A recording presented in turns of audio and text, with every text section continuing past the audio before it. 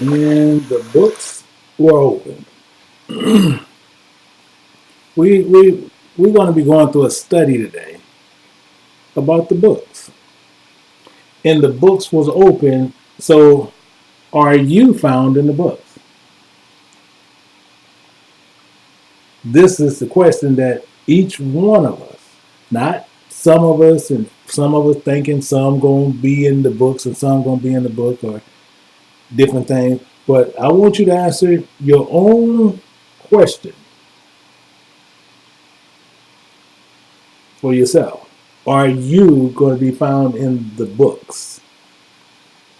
Plural. See, in the books was open. See, because we're not talking singular, we're talking plural here, because in the scriptures, it tells you. You have books and you have a book. So, two things I can tell you to watch for. Two things I can promise you. You need to watch for. The Most High God is going to pull out some books, which is many. And if you found in there, many of us will have a future problem. Or two, if you cannot be found in the book, singular, both are problems. So if you're found in the books, but you ain't found in the book, you have a problem. So remember, Satan walks up and down the earth, deceiving the nations, changing the desires of one's heart from the desires of the Most High God.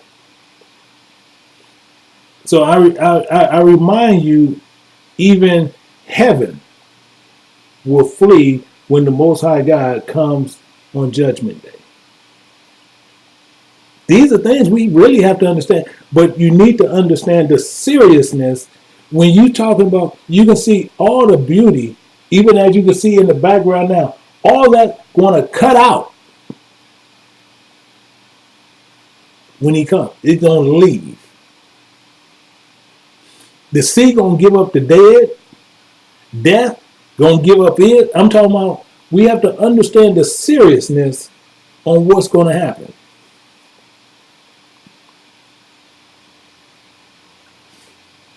And you have a book, and you have books. One will have a place either to rest for eternal peace, or you're going to rest with fire and brimstone. So basically the two choices that you're going to be able to choose from. So you're going to determine the location of your LOF, or you're going to do it in the resting place. LOF is just lake of fire. So we're going to find out, because you're going to make that choice, not God. You are going to make that choice. See, many don't know that. Well, how can I be sure? No, you are going to make that election. You're going to make that choice. Meaning this. It says in Peter 1:10, it says, wherefore, the rather, brethren, give diligence to make your calling and election sure. You make your calling, because both going to call you. Satan's going to call you. God's going to call you. Your calling and your election, you better be sure. For if you do these things, ye shall never fail. Because if you're going to do your calling towards Satan, you ain't going to fail. You're going to get what you want there. And if you're making your calling towards God, you're going to get that one there too. So the calling, you got to apply the principles for within the scriptures, which is calling either to obedience, or you're going to do the calling according to Satan. So you got to give diligence, and you're going to make your calling and election sure. Because with those, it's going to determine the choice you made in where you're going to be going in the future. Are you guys with me? See, these are things that people don't want you to understand, but people need to find out exactly what is going on. because we're going to sit here and we're going to see things that you don't want to see. You're going to see things that's going to happen. So we need to make this calling and election sure as we go through. For ye see your calling, brother, and how not many wise men after the flesh, and not many mighty, not many noble are called. Are you seeing this in the correct way? And we're going to look at this. See, it says how that not many wise men after the flesh. Meaning what? See, men who is after flesh. It's not saying many men not dealing with. This is not many wise men. So you see, brother, you have brothers and sisters in the world who have high school degrees, college degrees, master degrees, doctorates. Understand what I'm saying. Make sure we're clear here. They have these worldly achievements. And many people, once they have those achievements, they call them wise. However, many of them is after the flesh. Things of the flesh, the fame, the fortune, the wealth, from being and having them in wise in the flesh and not of the spirit. Just because you're well respected in this world doesn't mean the Most High God is going to give you respect, because who you are in the accomplishments you made here on earth. He don't give you respect in heaven just because. Are you with me? See, he even tells you to have respect a person is not good. To have respect a person is not good. See, Proverbs tells you this, and when you look at it, for a piece of bread that a man will transgress. This is what we do. For a piece of bread, a man of sin.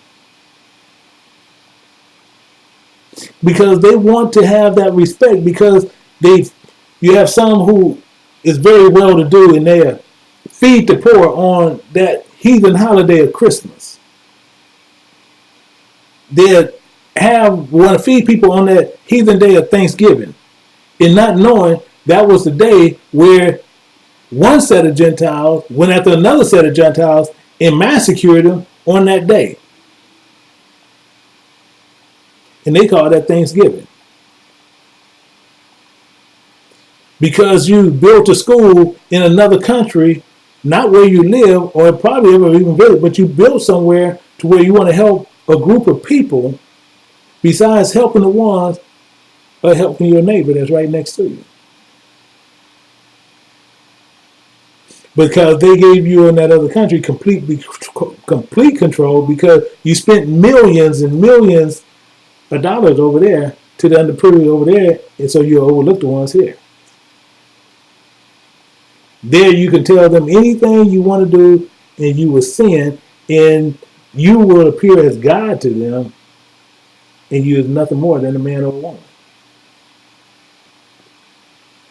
You have men and women calling themselves and call them prestigious. Then you have these ones where they're prestigious, and you esteem these people who have these theological degrees, these doctorate degrees, based on theology, based on theories of facts and none precepts. And theology is nothing but theories. And you will hold them at the highest esteem. And then you have ones who will tell you they didn't go to a theological school, but they were still trained from somebody who came through one, and then they say, well, we just do the Bible. But then the foundation of both they teach is still based on theology.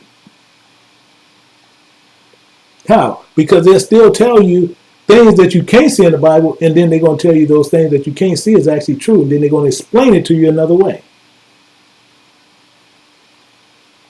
See, the Most High God,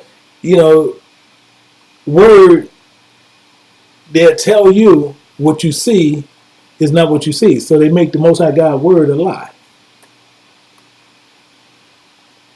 Why? Because they'll sit there, they have their doctorate degree, their master's, their BA degrees based on theories which they think that they're doing all good. See, and some are so good at that rhetoric and the thoughts of foolishness of the wisdom of the world and are fools in the knowledge of the Most High God, seeking the lust of the flesh. These men, excuse me, these men are mighty men today in this world, men of valor. Great stature, great respect, wealth of this world. And what they'll do, they'll take you to places. And you have some where they'll command large amounts of money just to come and speak because people see them as noble, famous men. Aristocrats, snobbish, believing ones in this and believing ones in that. See, these wise men of the world, see the famous one, the wise men, and these are not wise men of the Most High God, because in the Most High God eyes, they are fools. You have to understand what's going on here. It gets even better. It says, but God hath chosen the foolish things of the world to confound the wise. To confound the wise. And God hath chosen the weak things of the world and confounded things which are mighty. See, the Most High God chose the foolish things of the world and confounded the wise of this world today. We had the wise of the world calling themselves commandment keepers. So the wise of the world will call all commandment keepers of the Bible crazy fools. They're crazy. That's Old Testament. Old Testament is done away with. It's done away with. What are them fools doing? Don't you know we only under grace? In grace, we are saved. Do you know how foolish that is? When you do those things, you calling God a liar, one, and it makes you what? A fool, because you're doing foolish things of the world, which they have lied to you, and now you believe it in your heart, and now you believe what you're saying is true, and it's not.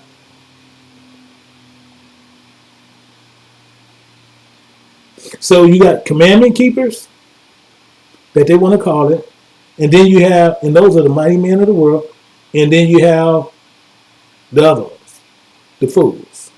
See, and what we have to do, we have to look at something, and we're going to see how this works out, because many people still today going to continue, they will call themselves even Christians.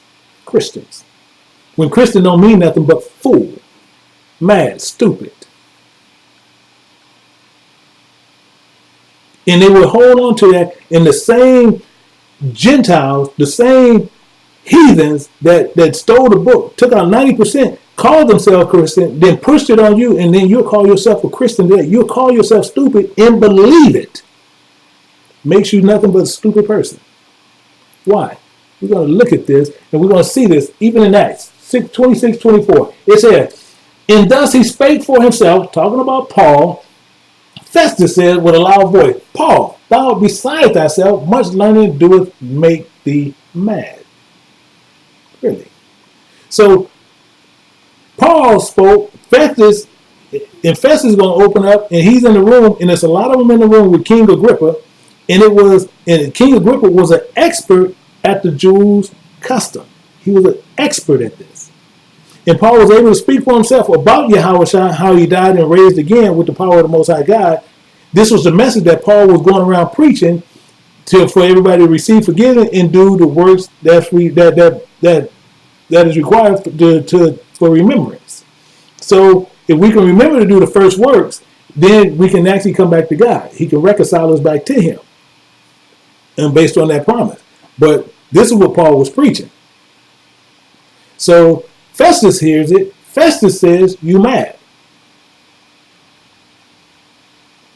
Based on this promise that was given to Abraham, Isaac, and Israel. And it was to the 12 tribes instantly serving God. And this is what Paul was teaching. And you see Festus, wise of the world, called Paul a fool, saying he was mad for much learning. King Agrippa did the same thing. He called Paul a crazy fool, in a more aristocratic way, in a more high position. Why? Because we'll look at verse 28, and it says, King Agrippa said unto Paul, almost thou persuaded me to be a Christian. Not saying you won, but now you have people calling themselves Christian and they call themselves fools. And you can't find nowhere in Scripture where they call themselves that. Excuse me. King Agrippa was an expert in the custom of the Jews. However, he did not want the embarrassment of the other wise men of the world around him to think that he was thinking like this, because Festus already laid the groundwork and said that Paul was mad. He was a fool.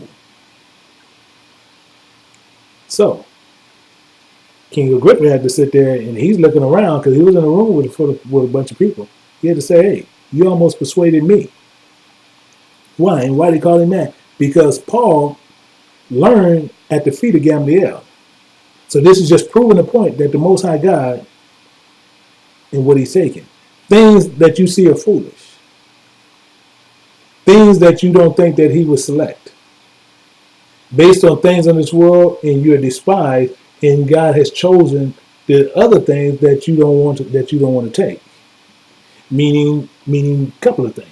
See, and based on the things of the world, and the things which despise have God chosen, yea, and things which are not, to bring to naught things that are. Wow. The truth of the Most High God are despised in this world today. The truth of God. In everything the Most High God has chosen the seed of truth.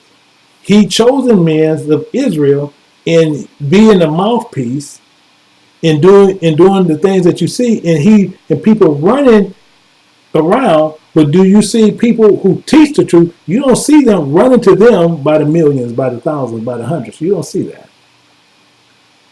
because they're going to run to the doctrines that tickle their ears and it sounds good, because all they have to do is believe, when the Most High God has some requirements.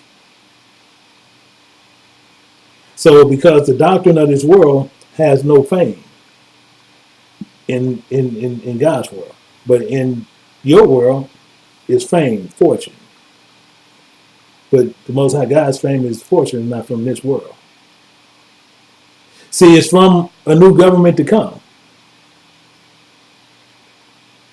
So if you adhere to the rules that's coming to the government to come, then the difference you'll see. Because the government of the world to come is not ruled by the government of today. So who changed the truth into a lie? So they changed the truth into a lie. Because why? And worship and serve the creature more than the creator, who's blessed forever. Amen. It's because the Most High is blessed forever. But we will worship a creature more than the creator. So do you think, ask yourself a question. And if you be honest with yourself, you'll come up with an honest answer. So if you really think in how they change the truth of God into a lie, and most people sit there and say, well, no, well, yeah, he did, but I'm going to show you the difference where you're going to come to your personal issue. Because we have people who are going to sit in many churches today. We have many of them going to sit in churches tomorrow based on a lie. But I want to see how much and how close, when you ask yourself this question, you answer it for yourself. Because if you can change the truth of God into a lie, and they already have done that, and some people already adhere to it, are you going to adhere to it the same way that they do? Because the main thing is, if they believe in something so strongly, they will not allow you to change it. They're not going to let you change it. You have to go to war to make them change it. What is I'm saying? We're going to see, how well do you think you'll come by when you try to change the U.S. Constitution, which was written by man and not a God? In fact, you have people today still will fight what is called civil rights. Why? Do you know what civil rights actually really mean? Because you have people who will fight over the Constitution. But do you know what civil rights actually mean? See, it gives us the name, and people say that, well, I'm a civil right. But do you know what it means? See, civil rights is citizens of a political or social freedom and equality. You tell me, do you have that? So do you say You have human rights is the better way to say it. Civil rights, you're in a trick bag. Human rights is something else. But what they talking about in that civil rights is a citizen looking for social freedom and equality. This is why you sit there and you see people do these things with these dogs and all these things, because citizens is under the ownership of the owner. This is why is a dog a citizen? If you have a dog, that dog is a citizen of the United States based on being a citizen under its owner of who owns the dog. This is why you see dogs on planes, trains. They're fighting to put them into stores and everything else. Why? Because they have a right to have the rights of the citizen in political and social freedom and equality. That's what they fight for. That's why they beat the system on it. Citizen rights. Human rights is something else. See, and under the Constitution, written by men, holding them as gods, and they will fight you over this. So they had the property owner's mindset.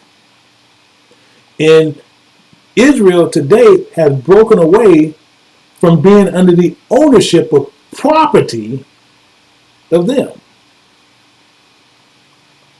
So we, from under that ownership, this is why we had a problem today.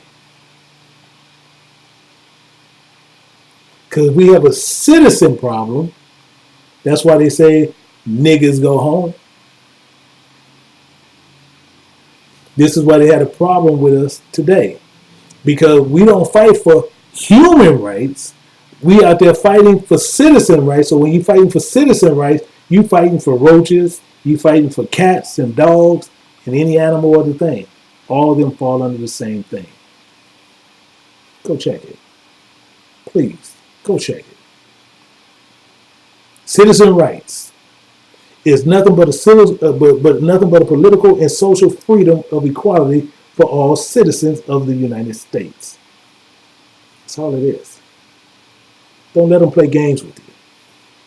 See, so they're using the doctrine of the U.S. Constitution is of the flesh. And they will fight and die to protect the U.S. Constitution doctrine. See, changing the doctrine of the Most High God doctrine into the air of the spirit, a lie.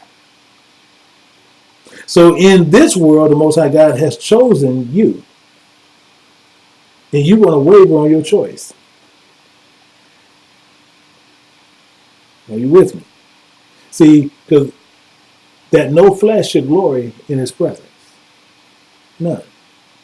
No glory will glory in it. No flesh will glory in his presence. No matter what you have done in the flesh, the success that you have built, you built skyscraper, you know, tell them what you built, no matter how many millions, billions you done donated to do what? To gain fame. But it's telling you the same thing all the time. Those are things that you have done of the flesh. Of the flesh you have done. Are you with me? So if you've done it of the flesh, we have a problem. Because he tells you all the time, wherefore, brethren, give diligence and make your calling and election sure.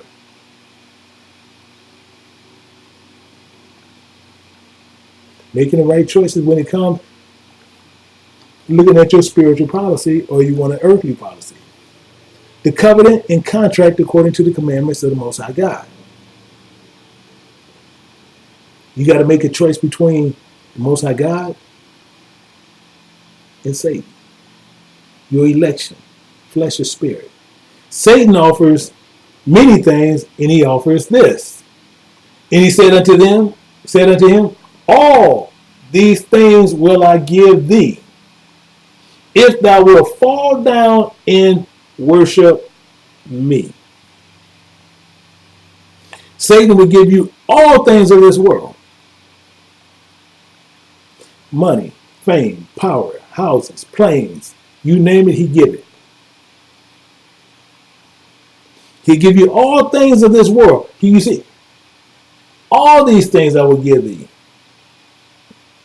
If, providing thou wilt fall down and worship me. You can see it. And I give it to you. All you have to do is one thing. Just worship me. You're not going to be put up under the rules that God putting up on you. You don't have to sit up under those kind of rules. You don't have to do those kind of things. All you have to do is one thing. Worship me. That's it. Nothing more. Whatever you want, as long as you worshiping me, Satan, I give you whatever you want. Things you can see, not the things that's hope and promise later. I'm going to give you your stuff now. He's offering a kingdom you cannot see. So he's going to offer you things of the flesh. Meaning what? Things that which is born of the flesh is flesh. And things which are born of the spirit is spirit.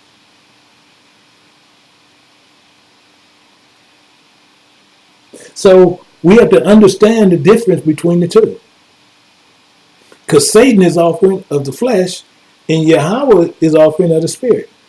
So if we do that, so we shouldn't marvel at the things when you see those, because most people, we coming in the flesh, but we have to remember, marvel not that I said unto thee, ye must be born again. You have to be born again. You have to throw out all this trash and these thought patterns and all this lust of the flesh, all this lust that you see on the streets and all these things that's out about. One must, not saying one should. It says one must be born again. He's not saying, well, it's good to do it. That. No, he's saying you must. It's commanded. You have to be born again. See, in the word or the appellation, the form is above. Really? Yes. So when it's saying born again, jot that down. So he's telling you right there, one must be born from above.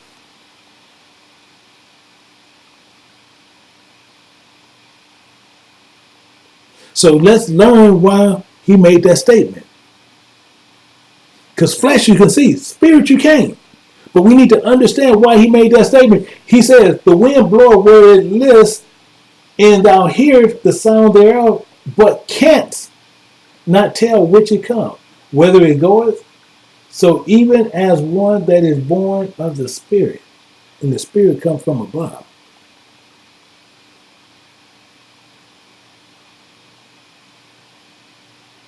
So we have to understand, the wind can blow, but you can't tell where the wind came from. You can hear it, but you don't know which it came. But flesh you can. See, spirit is as the wind. You cannot tell for which it came and why you have to be born of the spirit, but it's going to test you of those spirits. So you have to test those spirits because it's two, as I'm saying. So we got to make sure we know which one we're going to get and which one we're going to make on our election. So when it comes time where he opened up these books in the books, we got to make sure we're not in those books. That's the important part. So how do we do this? We have to check and we have to see what these spirits are about. So believe, beloved, believe, not every spirit, but try the spirits. Try them.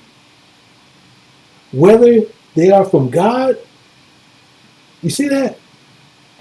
Why? Because many false prophets are going out into the world. Many false prophets is going into the world. Meaning what? Your minister, if he got that book, he's calling himself a prophet. You make that clear. If he's sitting there and he's teaching you from that book, because he's saying he's speaking the words of God. So if he's going to be that messenger and he's bringing you something and he's glorifying himself, he's a false prophet. He wants those riches to himself. The Most High already have our payment structure set up. He already have our benefit plan already set up. He already have our retirement plan already set up.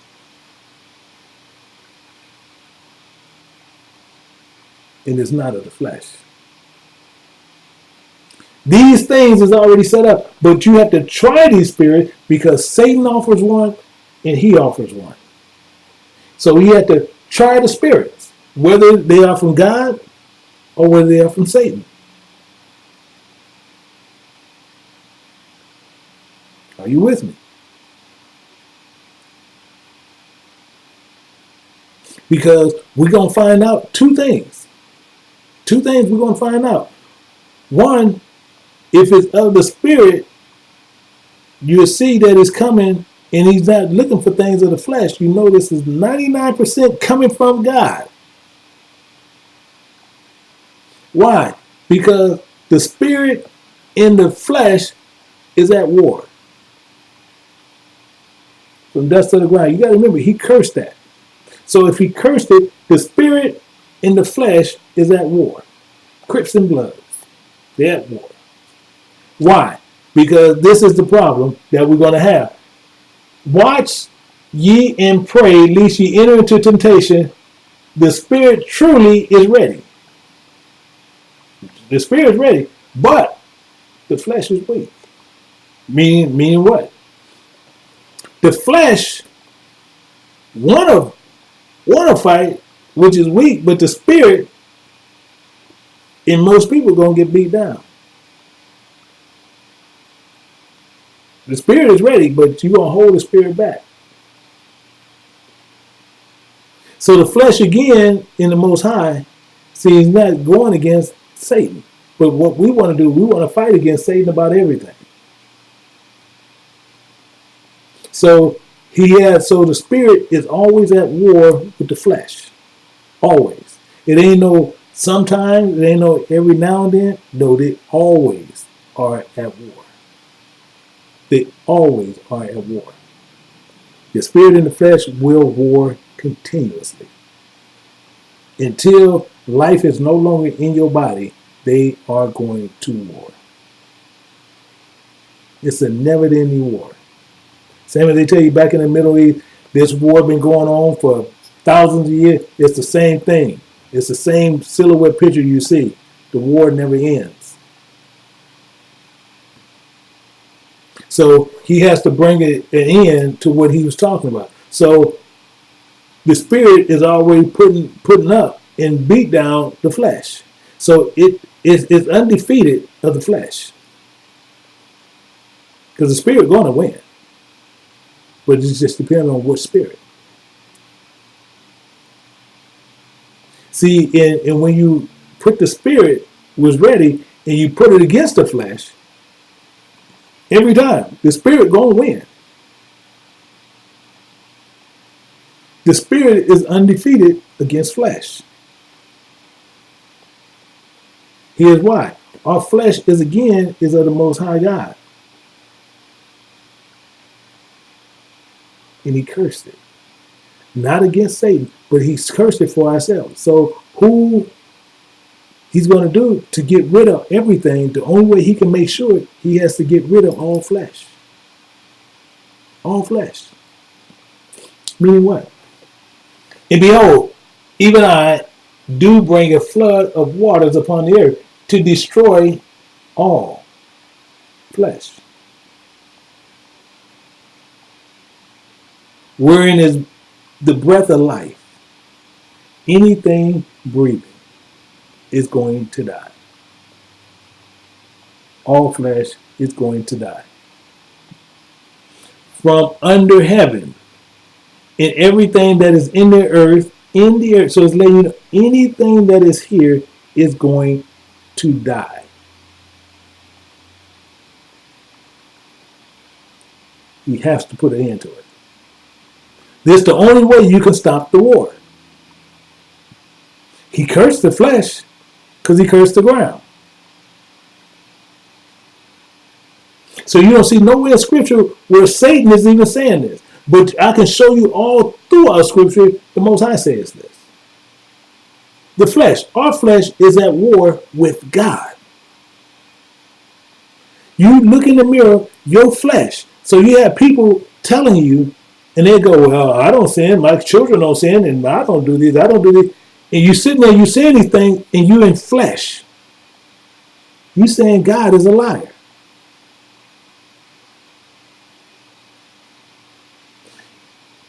Right here in the beginning, in Genesis, he's telling you clearly. He's going to destroy all flesh.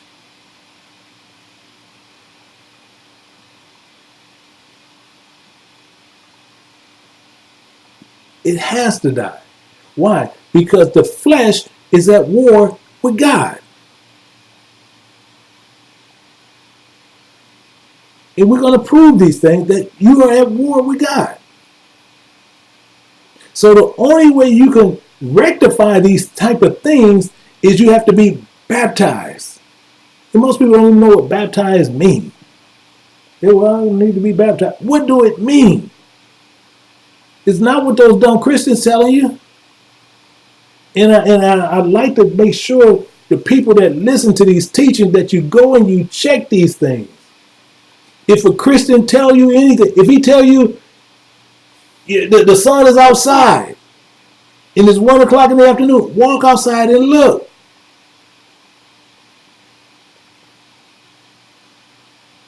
If he say you have a nice car, you need to get rid of it.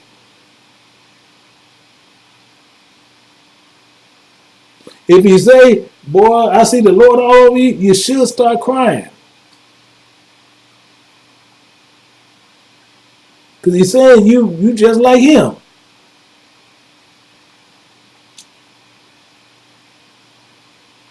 These are the things that we need to understand. All flesh is going to die.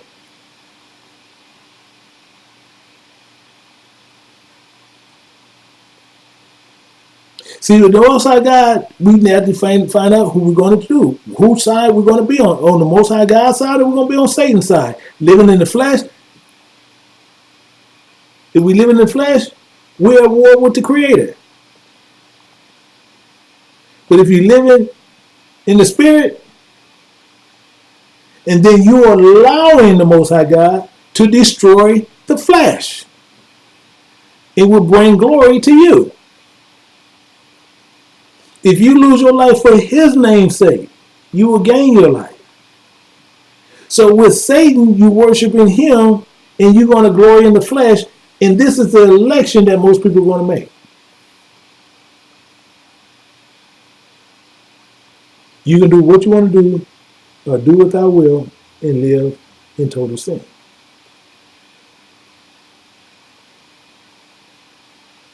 And then you're going to start speaking against the Most High God proudly. How? The commandment's done away with. Proudly.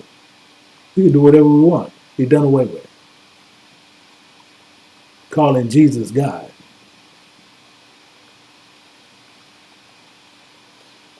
Proudly. And do it proudly. That's who we worship. We don't worship God. He's God. God turned into flesh. And manifest don't mean nothing but made known. But they'll say manifest means he morphosized and turned into a man. It made known mean nothing but manifest don't mean nothing but made known. So you speak proudly against the Creator. There take thy pastime and do what thou wilt. Do what thy will. What? But sin not by proud speech. Let's look at history of our sinfulness. We need to understand. We need to look at our history in doing what we want to do in doing our own will. The life of the world, and this is what we have chosen, And not as by proud speech, but the actions of your life is going to tell the truth on what you actually do and what you believe. This is us today. Choices being made. Meaning what? See, we'll make these silly choices and do these things and sit there and we're doing the lust of the flesh. You have men out there and women out there sleeping with many partners, cheating on their husband and wives. Why? Because they having lust of the flesh. Lust of the flesh. Oh, won't you? Well, I don't care less. He got on the ring. Oh yeah, I want to get him. Oh, she has on. Really, lust of the flesh. Men lying with men as you lie with a woman. Abominations. Lust of the flesh. Men lying with children. Men lying with just anything. Women lying with women. Women lying with children. Women lying with animals. Fulfilling the excitement of the lust of the flesh.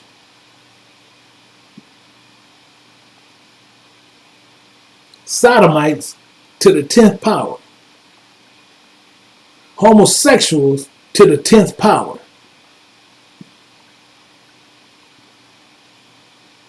And then got the nerve to sit there to say, this is the spirit that God gave them. The flesh is at war with God.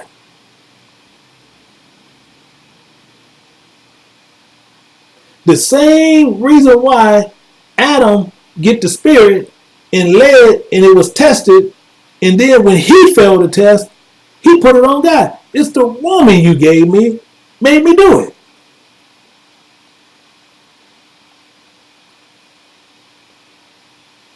These are the problems that we have today. For they shall be ashamed of the oaths which ye have desired, and ye shall be confounded of the gardens that ye have chosen. Ye should be ashamed of these people and the desires of many of them fulfilling this stuff. And the desires of the flesh, and now you're being confused and damned for the choices you made. Thinking the garden grass is greener on the other side. You have made choices that put you in these positions, and then one, you'll sit there and you'll go to these so-called wise men of the world.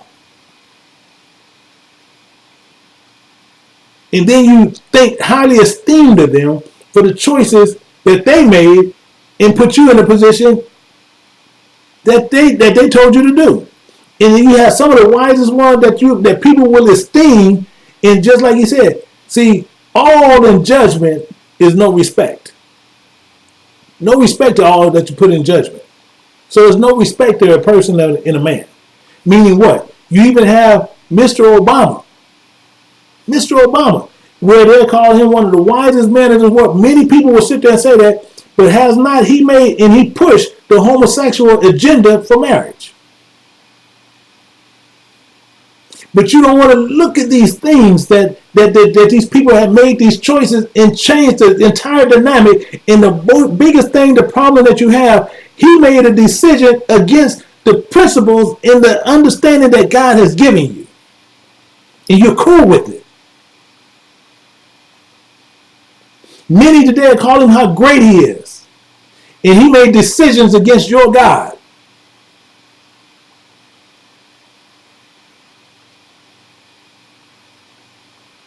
Think about that.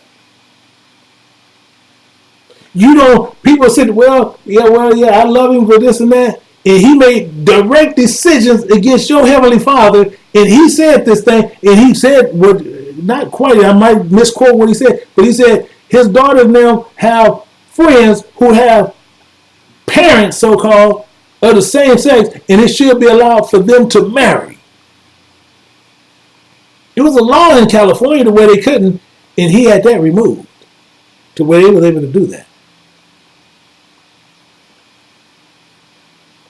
Making all these things a lie. So the same thing as the Bible says, it says, if a man also lie with mankind as he lieth with a woman, both of them should commit an abomination, most hated. This is most hated. And they should surely be put to death. Their blood should be upon them.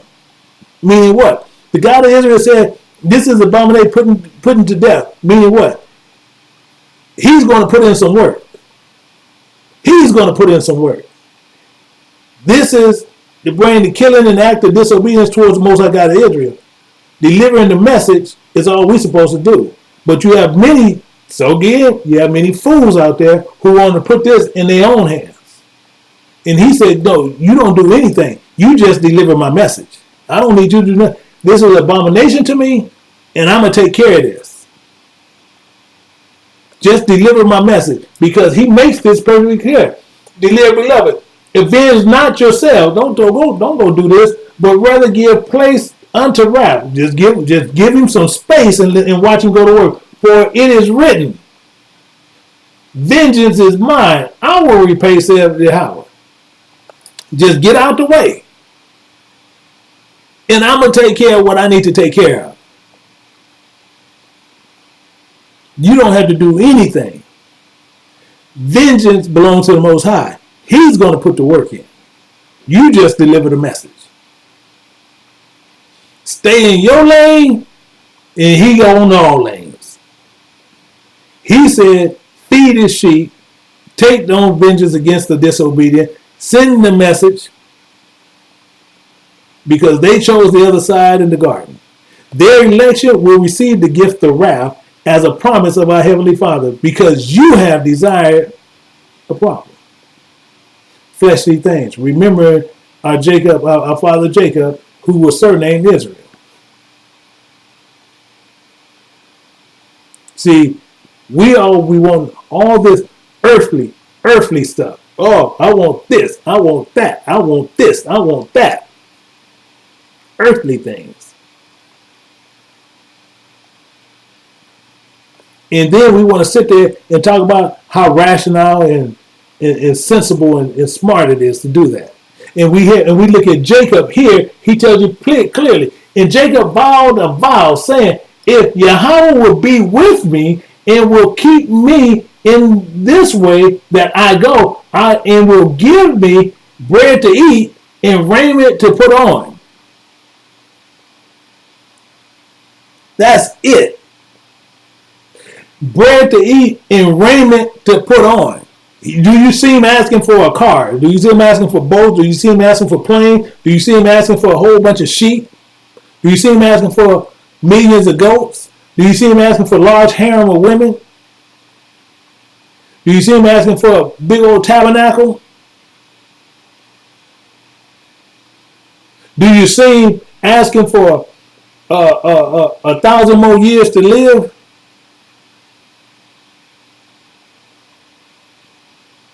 Do you see him asking? It will give me bread to eat and raiment to put on.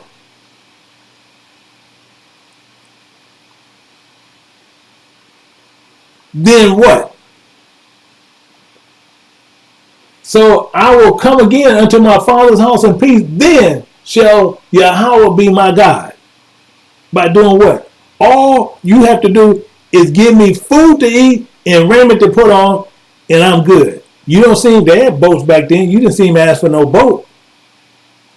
Houses, you don't see him asking for no food to eat and raiment to put on. And now we having people today going in there with the plan. Oh Lord, we're gonna tell you what, Lord, I want me a big old house. It's only a couple of houses. But Lord, please, I know you're busy, Lord. But Lord, if you can, Lord, if you can, I know you're busy, but if you can, Lord, I want about a 49 bedroom house, And brown if you can. If brown, if you can do that, Lord, I appreciate it. Brown is good, but if you do it in white, that's cool too. I don't mind, Lord. But just up for it. Well, no, make it 50 room. Make it 50 room. And I want an Olympic sized pool, and I want a Bugatti. Lord, I know everything about so I want this stuff. And I want 2 wives. No, Lord, no, take that back. I want 39 wives, and I want one to stay in each room. Okay, Lord, that's what I want. And we good. And Lord, you do that, I know you God. That you gonna challenge me. But if you don't do that, Lord, then I don't know. Then you say you own everything, but I don't know, Lord, you might can't do it. This is what we do. This is what we done moved down to.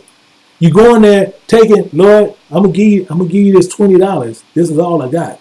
But I need, Lord, I need at least 15 grand. I needed to come out of the sky Lord, I needed to come from somewhere.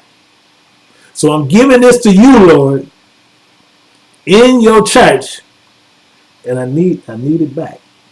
But I need it to come back with some serious interest on it. This is what we do. And you see, they are sold us on this when you even see them on these televisions, even at night on TV. You see them there. They take this holy water that they so-called and sprinkle it around the house, and then a check comes the next day. I sprinkled that holy water around my house, and the next day I had a check for $45,000. Lying on God. Lying on God. Jacob asked, feed me and give me clothes and I'm good. See, we even have one of ours, even with Solomon. And it says, in Gibeon, the Lord appeared unto Solomon in a dream by night, and Yahweh asked him, what? Ask, what shall I give thee? He asked, what do you want? What can I help you with? What do you want? Let's look at this. And Solomon said, thou hast showed unto thy servant David my father great mercy, according as he walked before thee in truth, and in righteousness, and in uprightness of heart with thee, and thou hast kept him from this great kindness, that thou hast given unto him a son to sit on his throne as it is this day. So he came to him in the dream.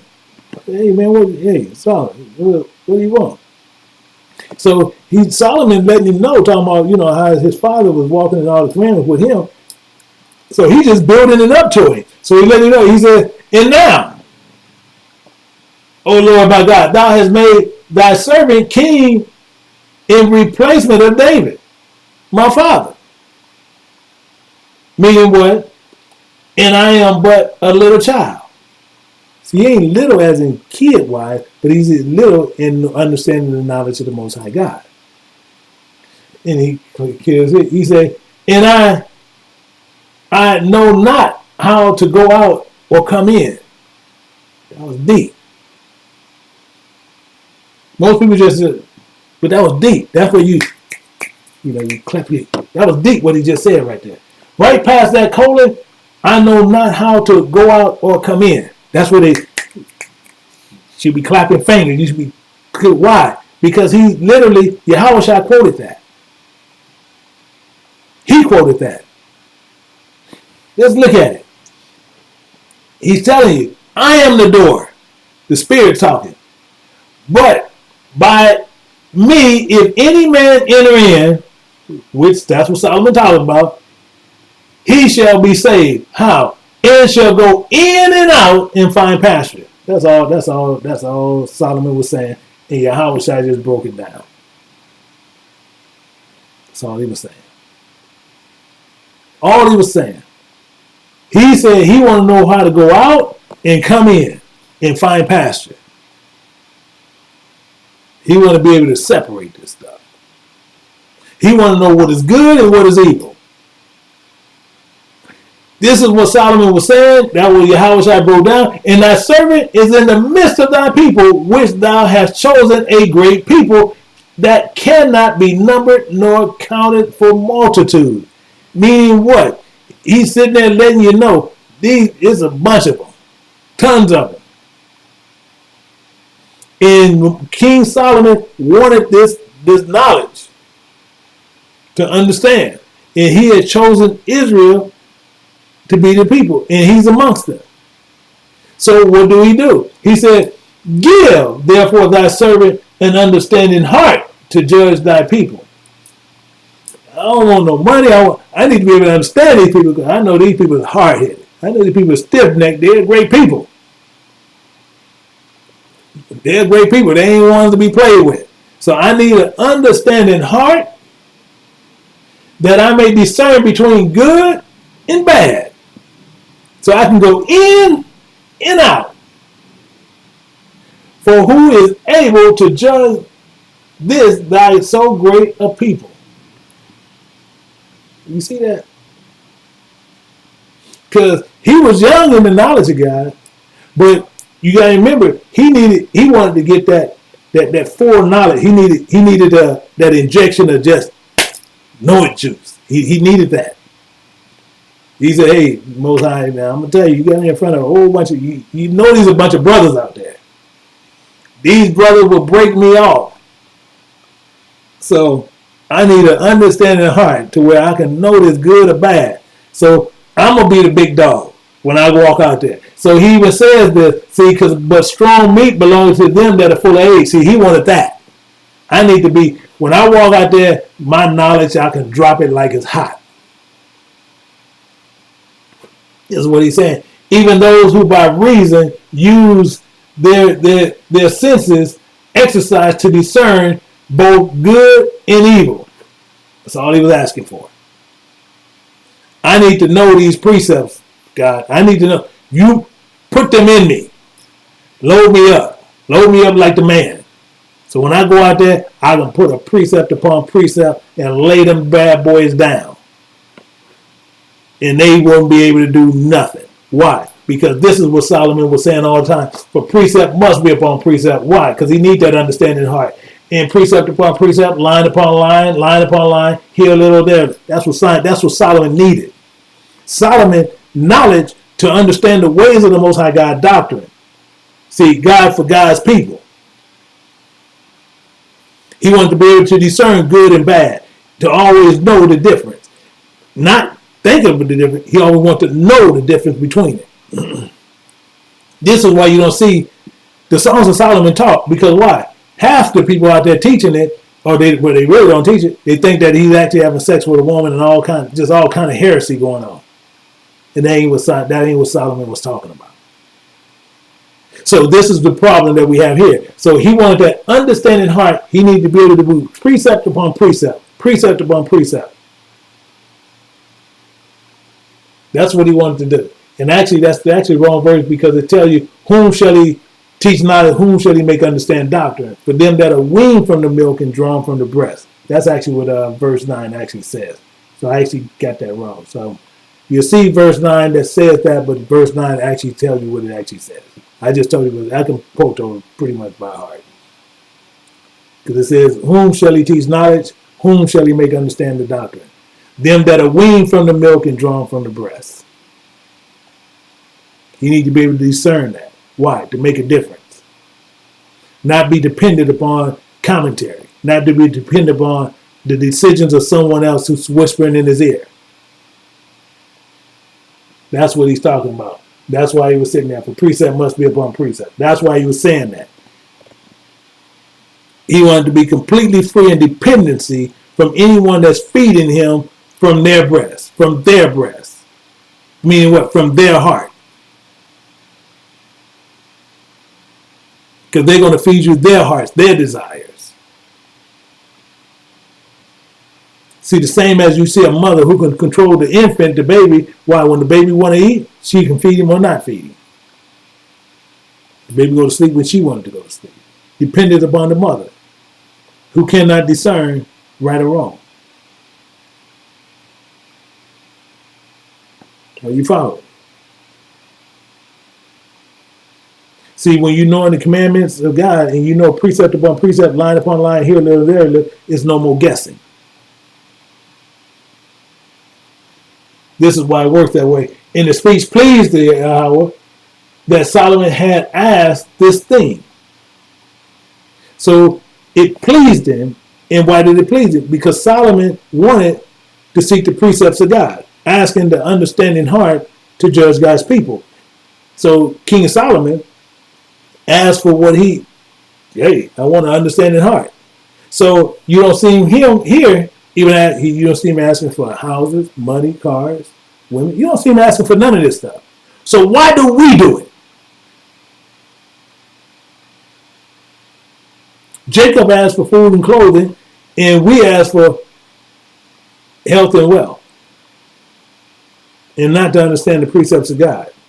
And people, hey, how you doing today? Oh, blessed and highly favored. No, they don't have a slightest idea what neither one of them said.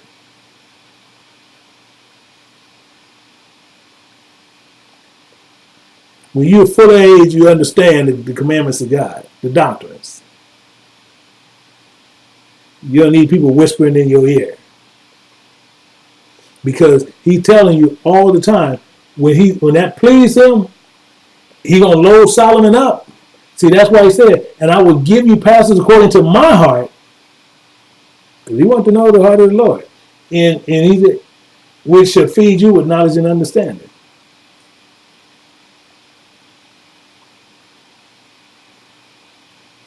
So the Most High is going to hook him up. This is why it was given to Solomon, to teach his people his ways. However, what are you asking for? Things of this world, things that are going to perish. God's knowledge don't. His wisdom don't. Cars break down. Houses always comes in needs of repair. Knowledge is like fine wine that gets better with age. And the better it with age, the more expensive it becomes. However, you have them have that worldly knowledge fixing on their cars and repairing their spiritual houses. Your election determines your outcome. See, if you want these worldly things, then you partner it up with Home Depot. You partner it up with AutoZone. Or you can partner up with the Kingdom of God. See, this thing pleased him so much.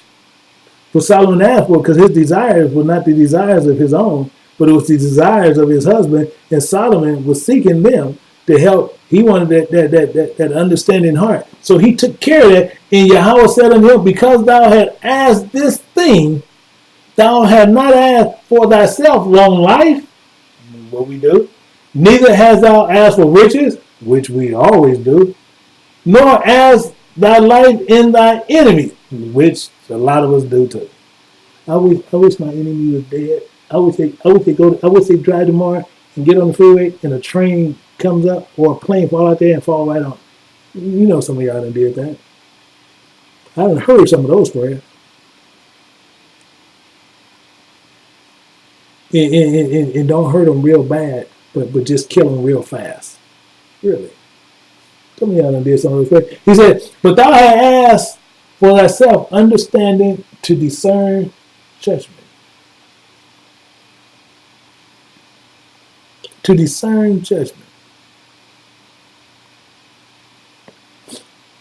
It comes with this understanding. Behold, I have done according to thy word. So he dropped that knowledge in him. Put that spirit in him. I have given thee a wise and understanding heart. He loaded down now. So that they was none like thee before thee, neither after thee shall any arise like unto thee. That's how the Most High rolls. You didn't do this thing like you didn't ask for all this stuff. Man, I'm going to give you that. I'm going to show you how to run these precepts down. I'm going to show you how, and just loaded it up with him. And he said, and since you also did that, I have also given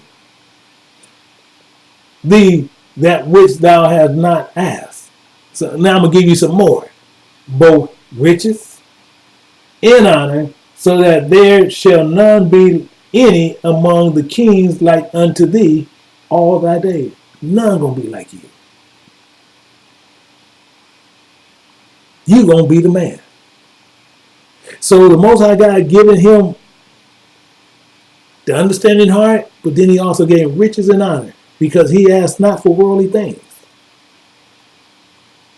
The Most High God looks upon the heart. Solomon loved the Most High God. See, that he loved him. He clearly loved him. And he had that discerned heart. But he was walking in the statutes of his father David. Only problem he was mainly having, he sanctified, and he was sacrificing burnt incense in high places. As who? As Lucifer and Eve. He was in sin already, loving the Most High God, but doing the things in the houses of Baal, which was the main problem. And once he knew better, you're supposed to do better. But this is what Solomon was doing, and we got to see this. And it says only the people sacrificed in the high places, because there was no house built unto the name of Yahweh until those days. So what did Solomon do?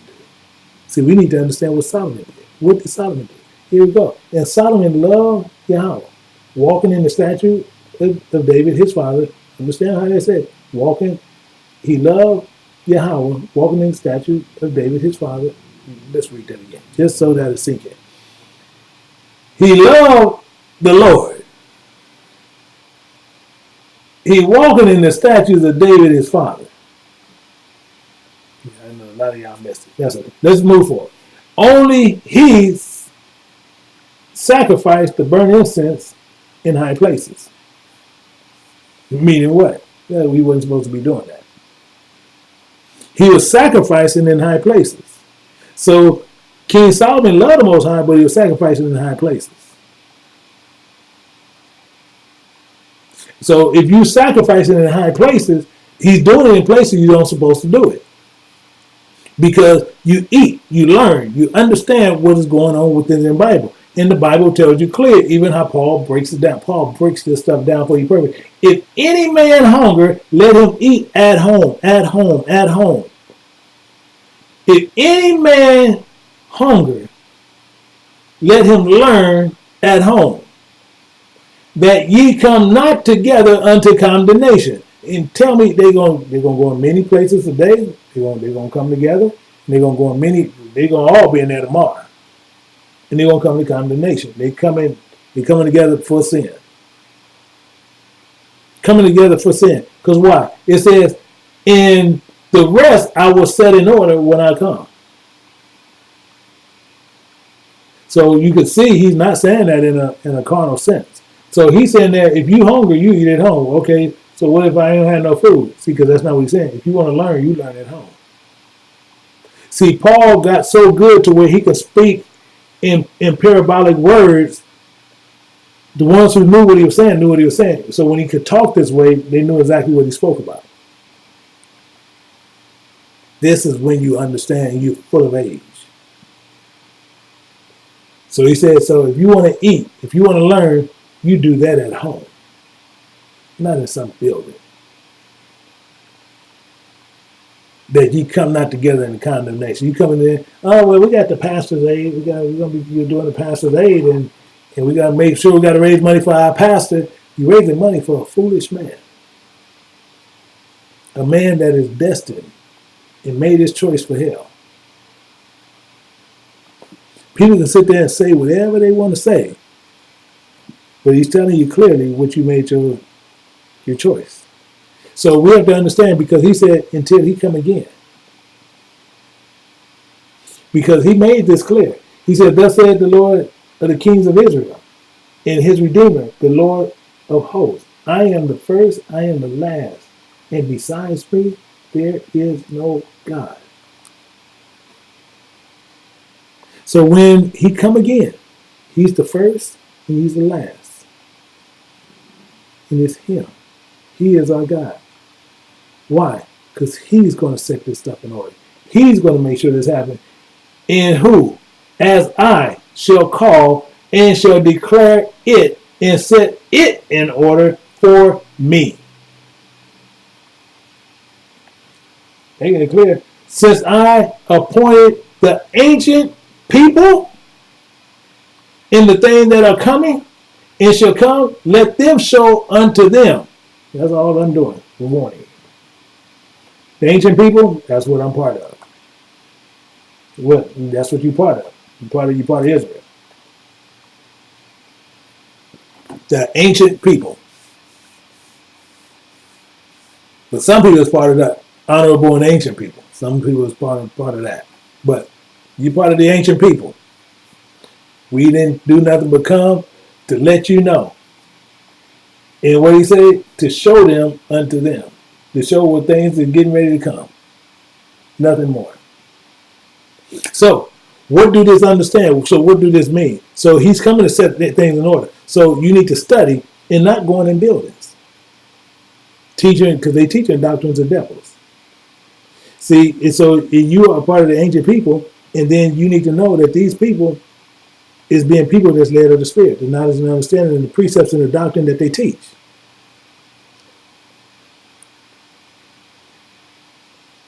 See, the forerunners of the Most High, having the gift of God of our Heavenly Father, giving the best gifts is what we need to be seeking. Because these gifts going to help us out, make the best choices. Why? Because those choices need to be made. Meaning what? Meaning what?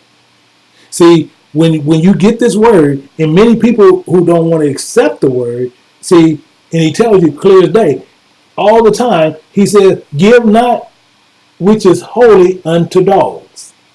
And actually I had to change a lot of stuff that I do based on this here. Because I used to sit and I used to speak with quite a few people about this. And I talk to them and show them precepts and do this, and I work with some of them for a couple of years. And they still try to mix Christianity, which is nothing but stupidism. It's not Christian, but it's stupidism.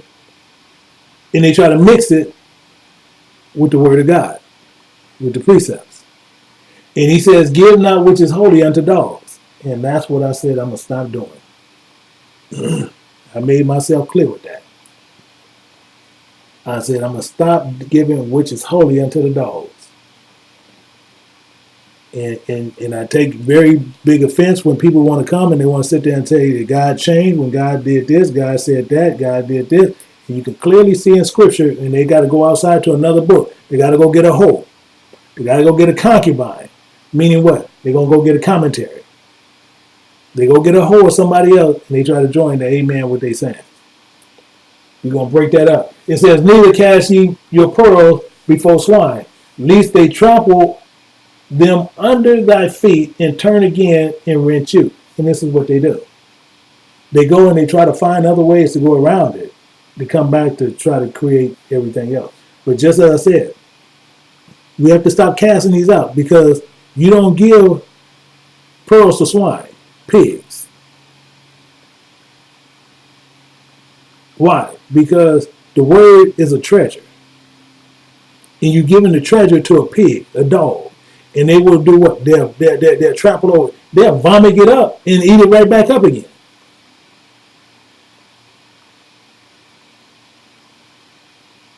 So again, you have your election on the line. Which one will you choose? Teaching one to obey men, the flesh, and not God? See, because God put that, he's the one put the election there. He lets you choose which ones you want.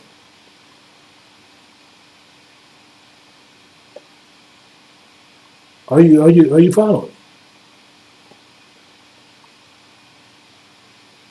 He's going to let you choose what you want. He says, I form the light and create darkness. I make peace and create evil. I, the Lord, do these things. I make it to where you can make that choice.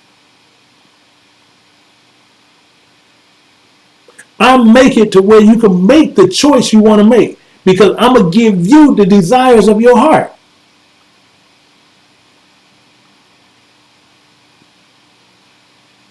So whatever you ask me, I'm going to do it. Because I'm going to give you the desires of your heart. If you want the worldly thing, and then what I do, I said that, hold on a minute. Let me call Satan. Hey, Satan, what are you doing? I ain't doing too much. Yeah, okay, I have another one for you. I have one who wants your election. Oh, okay, hey, good for me, good for me. Yeah. Why? Because we want those worldly things.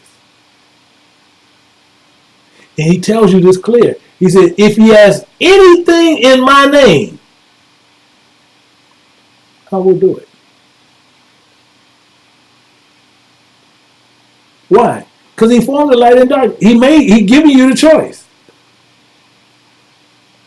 Either you're going to obey, or you're going to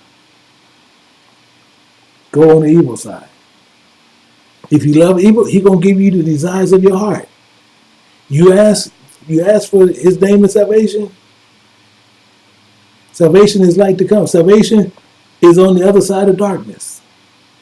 Many gonna make this election because they had the choice between the two. Should I take this Lamborghini,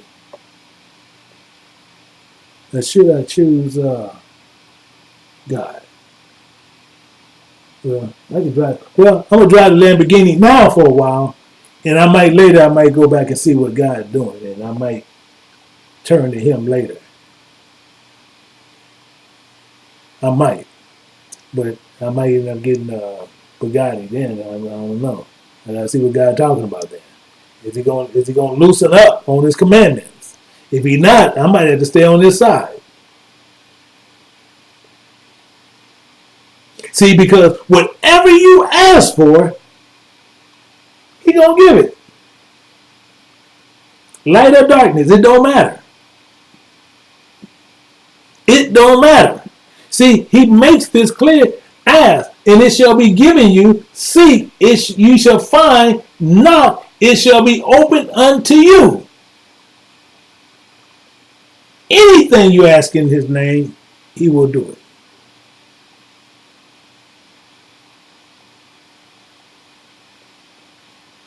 He created the light. He created the darkness. He created evil. And He do all these things. He said, I, the Lord, do all these things. And if ye ask anything in my name, I will do it. Ask, it shall be given. You seek, and ye shall find. Knock, and it shall be opened unto you. Period. He'll do it. You want that car up on the hill? I'm going to give it to you. He is not here to play your games.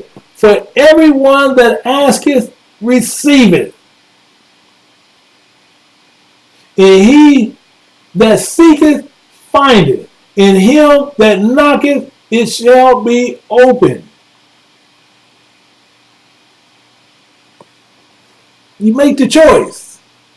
Make your election sure. Which one is on the table? Do you want the red pill or the blue pill? You tell me which one you want. Because whatever one you want, I'm going to put my hand out there and I'm going to give it to you.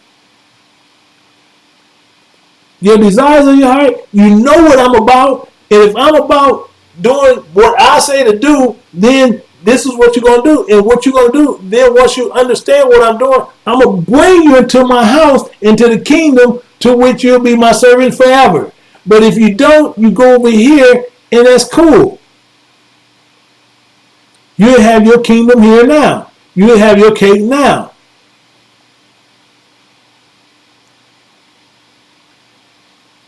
Many of us do that. We want our cake right then. We're going to eat the cake, and then next thing you know, we lose our appetite for the food. Well, you know, this cake, boy, this cake, yeah, I'm going to get to some of this cake. And then when it comes time for doctrine to come out, well, I'm full now. I didn't ate the cake.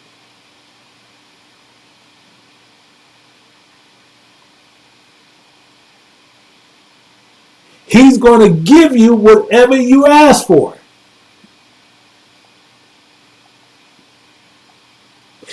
Understand. Or what man is there of you whom, if his son asks bread, will give him a stone? See, this is what you saying the Most High God don't know. People talk like he don't have no common sense. So what he's saying is, what man of you, son, ask for bread and you gonna give him a stone? So if you asking the Most High for some bread, and he gonna give you a stone. If you ask for bread, he's gonna give you bread. He's gonna give you the desire that you seeking. You need this understanding. Or if ask a fish, will he give him a serpent? Will you do this? But people will sit there and tell you that God don't know how to give this stuff. So if you ask God of a fish, you think he's going to give you a serpent? Do you really think that? He created light and he created darkness. And he said, anything you ask in my name, I'm going to do those. You tell me what the desire is of your heart, and I'm going to give you the desire of your heart. So if you ask for bread, you think I'm going to give you a stone? Do you really think I'm a bait and switch? You think you ask for the true word and you think I'm going to give you a lie? Or you want the worldly thing? You think I said, nah, I know what's better for you. Let me give you the word. No, he going to give you the clear desires of your heart.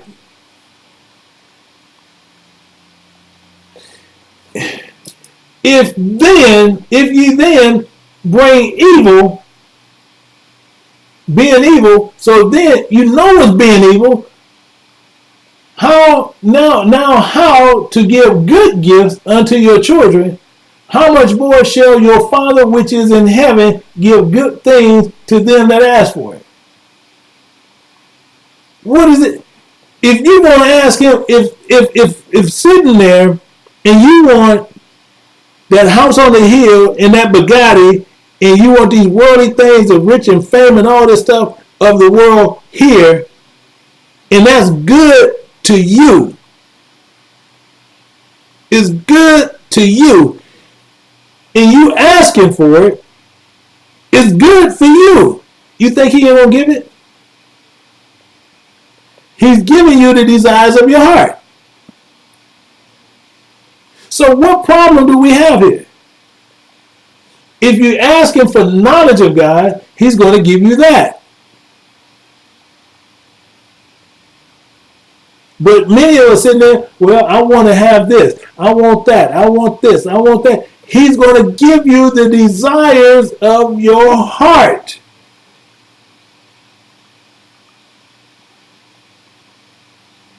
If you ask him for evil, he's going to give you things which are evil. It's not evil to you because they're good to you. They're not good to him. But he's going to give you, if you ask for bread, he's going to give you bread. You ask for stone, he's going to give you a stone.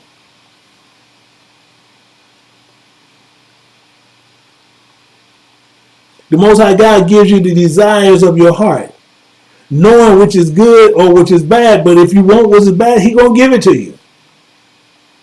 Those desires will produce your outcomes, holy or unholy.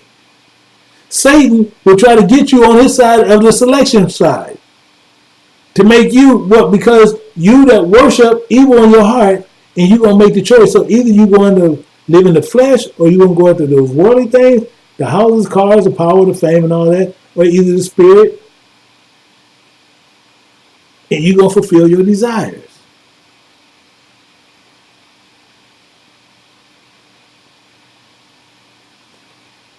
So, as I said, they at war with each other. The flesh and the spirit is at war. Is at war with each other. And same thing, if you ever want to see a war, if you ever go and you look at, and Evander Holyfield and Michael Doakes. You want to see a war?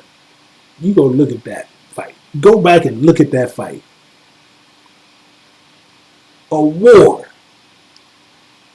A war.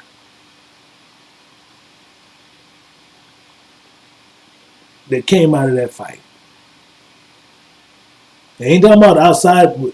A war was in that ring. Flesh and spirit, you can see that same silhouette picture. So we have to understand what he's saying. In this, I say then, walk in the spirit, and ye shall not fulfill the lust of the flesh. So if you're going to walk in the spirit, you're not lusting after earthly things. You're not fulfilling those desires of your spirit. Because you're sitting there, you walk in the spirit, you're sitting there like, man, boy, that is a nice car. But you know, yeah, but I'm going to tell you what you asking the Lord for? Why are you going to ask him for it? No, Lord, I need to better understand how to understand your word. So you have to worship the Most High in spirit and in truth. And if you're doing it the other way around, if you're going to worship him in spirit and in flesh, you're looking for fleshly things. And that's what a lot of us do. So we have to understand what we're doing. Because as it says, Yahweh is spirit, and they that worship him must worship him in spirit and in truth. This is how we worship him. Not based on something else. Truth don't mean nothing but the commandments of God. Obeying his voice, being obedient to his word. That's all the truth is. That's righteousness right there. Why? Because those are the commandments of God. Truth. We have to understand what is going on. We have to see what is happening. Why? Because it goes on. And the fruit of the Spirit is all goodness and uprightness and truth. And truth. Are you following? So if you choose the Spirit and the Most High God, then you must follow what is commanded of you and things that you must do. The Spirit of truth, his commandments. And these fruits you partake of. The fruits of goodness, righteousness, and truth, and the goodness that make the choices of the fruits. See, but Satan offered the table of flesh, which is at war. As I said, these are at war against each other. And we got to look at these things. It says, for the flesh lusts against the spirit. It lusts against the spirit. So if it lusts against the spirit against the flesh. And these are contrary to the other. So they cannot do the things which ye would. They're at war with each other. They fighting each other. They just like what I was saying. They fighting each other. Your spirit right now is at war with your flesh. And it's always going to be at war. To when? When this is going to stop? When this is going to stop? It's not. Until we are dead and gone. Until this flesh is completely dead, we will be at war.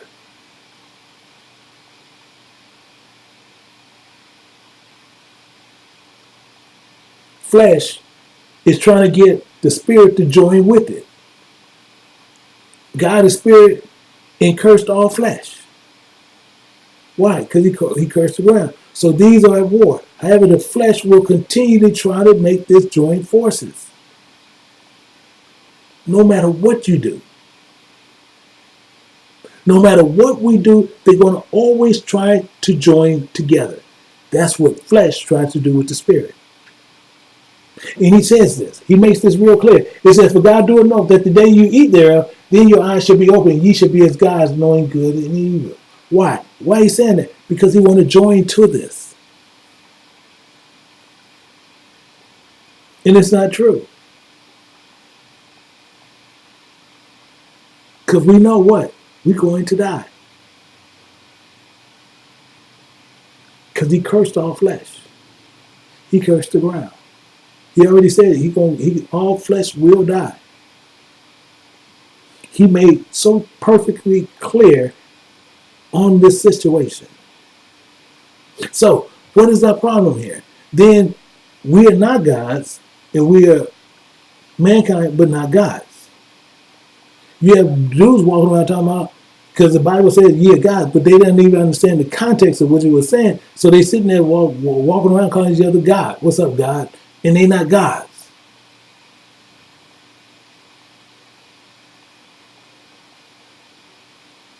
They not gods.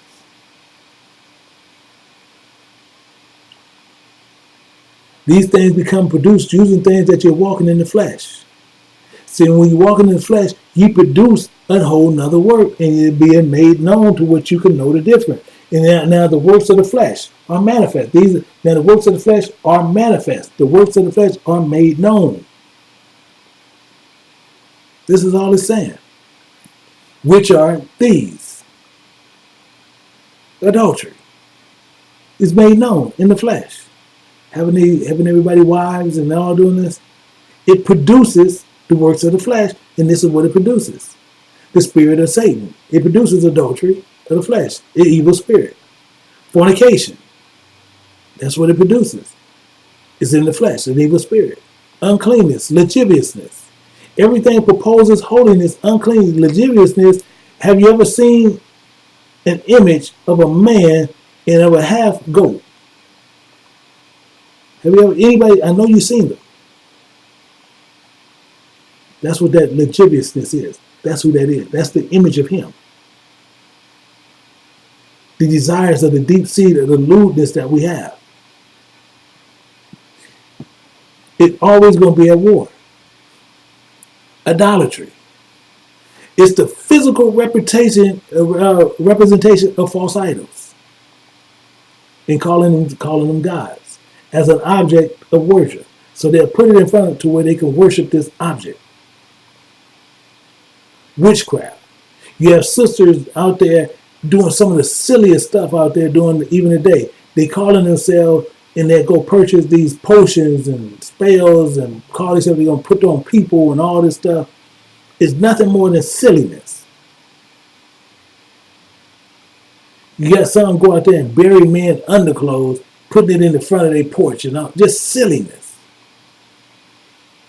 You have sisters out there putting blood from their menstrual cycle and mixing it with their food, thinking they're going to get a man. Because some silly person had told you to do this.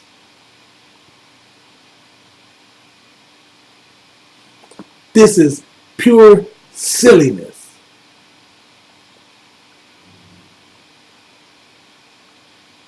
Going to fools to do foolish things. You're going to fools to get foolish answers. Looking for a godlike result through evil deeds. Taking zodiac signs, using them as witchcraft. Oh, they said don't go out today, and I'm a Capricorn. I know I can't be doing. That's silliness. Silliness. Well, I'm an Aries, and I got silliness.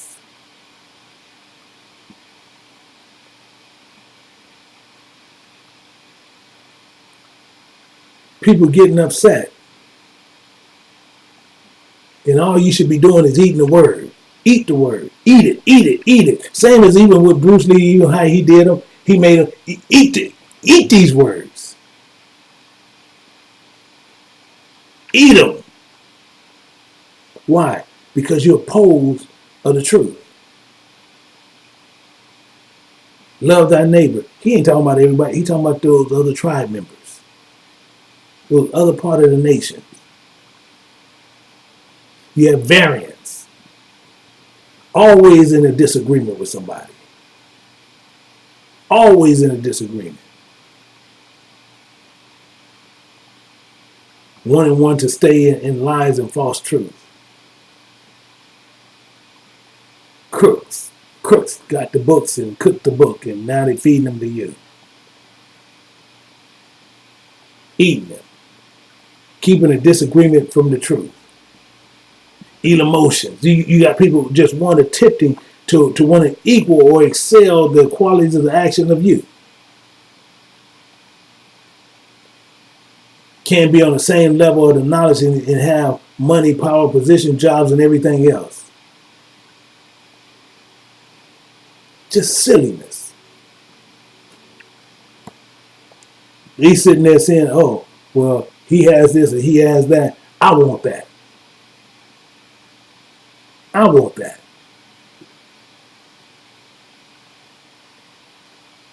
Just pure silliness. They trying to understand, how did God feed you this way and why he not feeding me this way? It's what you asked for. It's what you asked for. Always sort and then disappear, and you want the superiority. You got wrath and strife, seditions, heresies. Your desire to appear or be superior over you, over somebody else. The same ones all walking in flesh. The wrath, just being just evil. Why? Because you have wrath with God.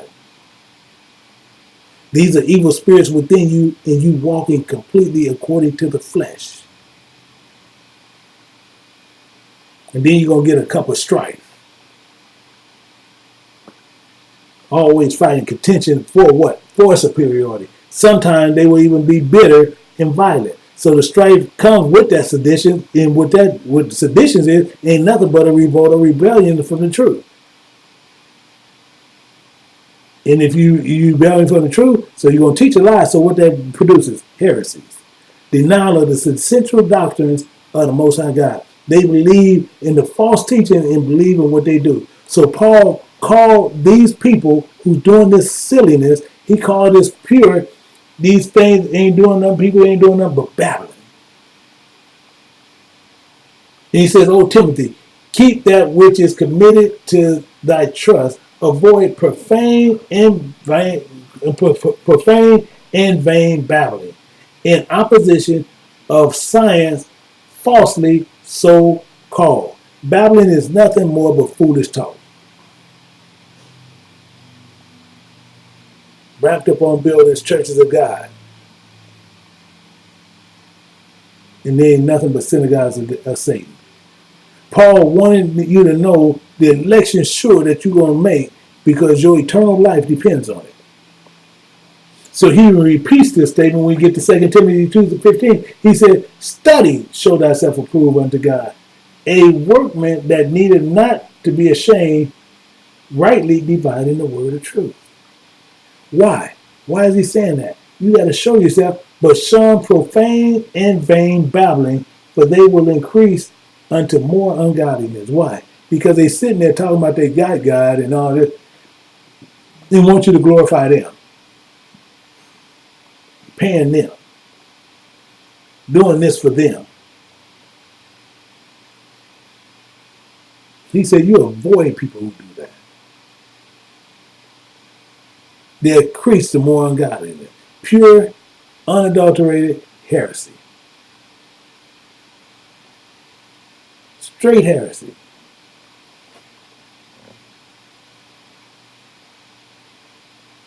This is the problem.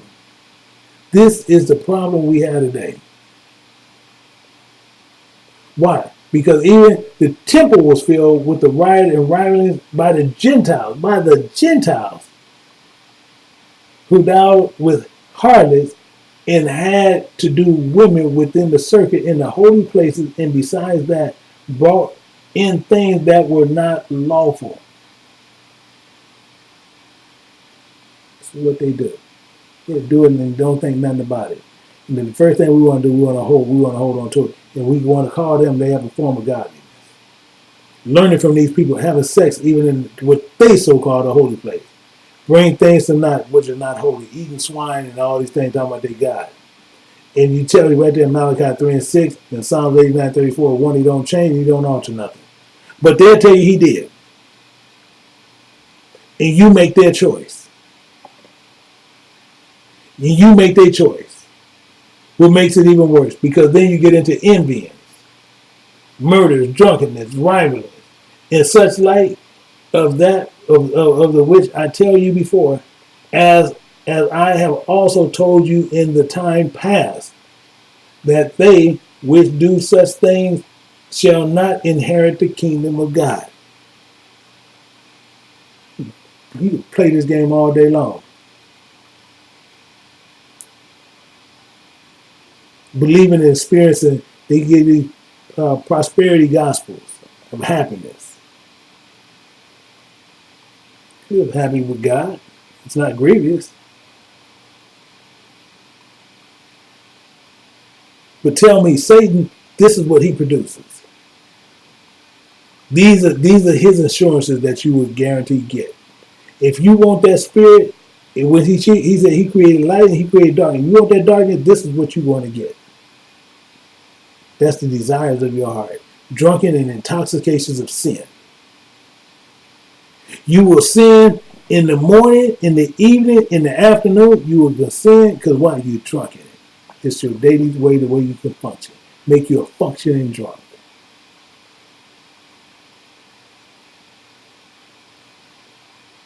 And then you're rivaling just noisy parties and making merry of riot manners. They'll fill your temples just with a bunch of mess.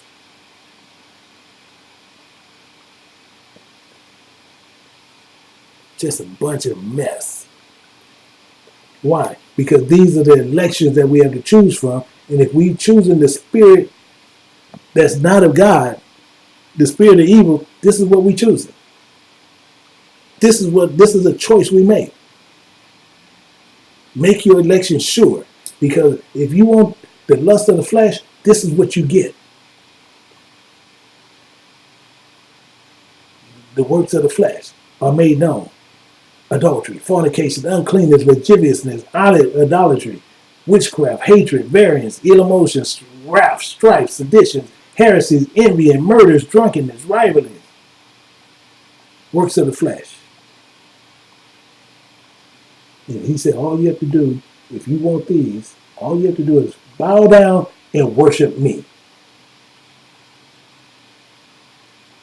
And I give these to you. These are the gifts of his world. But if you live in the spirit, you should also walk in the spirit. You should also walk in the spirit. Why? But the fruit of the spirit is love, joy, peace, long-suffering, gentleness, goodness, and faith. Why?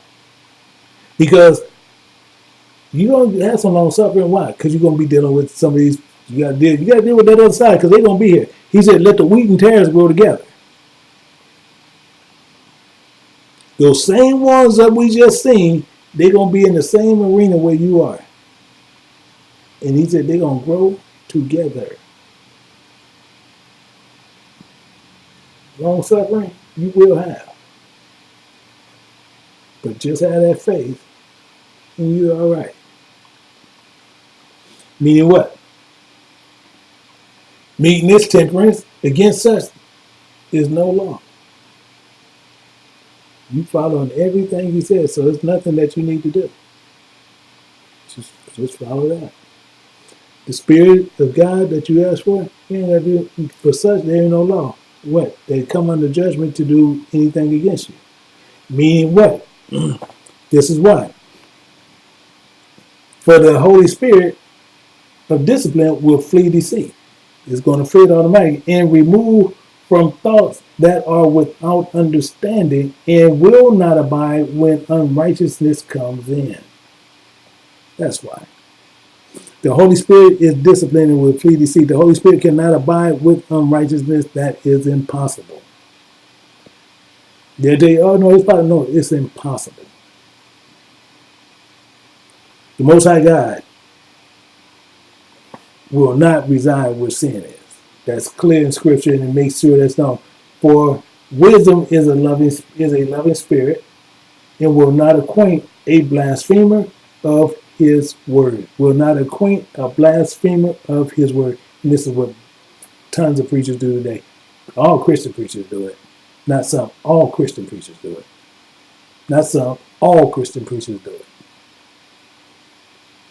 Blasphemers of his word. For God is a witness of his ruins and a true beholder of his heart and a hearer of his tongue.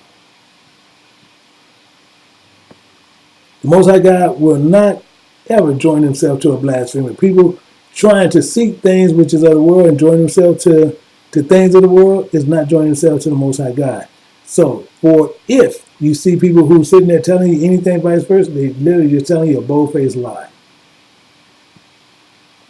We are not to understand what everything is going on, because we got to remember, the flesh is at war with the spirit. So you got to make your election sure, my brother. We got to make these things sure, meaning what? For we wrestle not against flesh and blood at all. We are not wrestling against flesh and blood. This war is not between flesh and blood at no time, but against principalities, against powers, against the rulers of the darkness of this world, against spiritual wickedness in high places.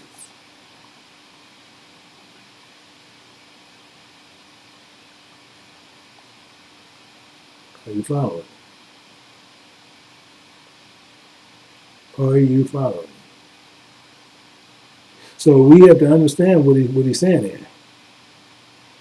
We have to understand exactly. So it's spirits of this world, and for the spirits of the Lord fill the world.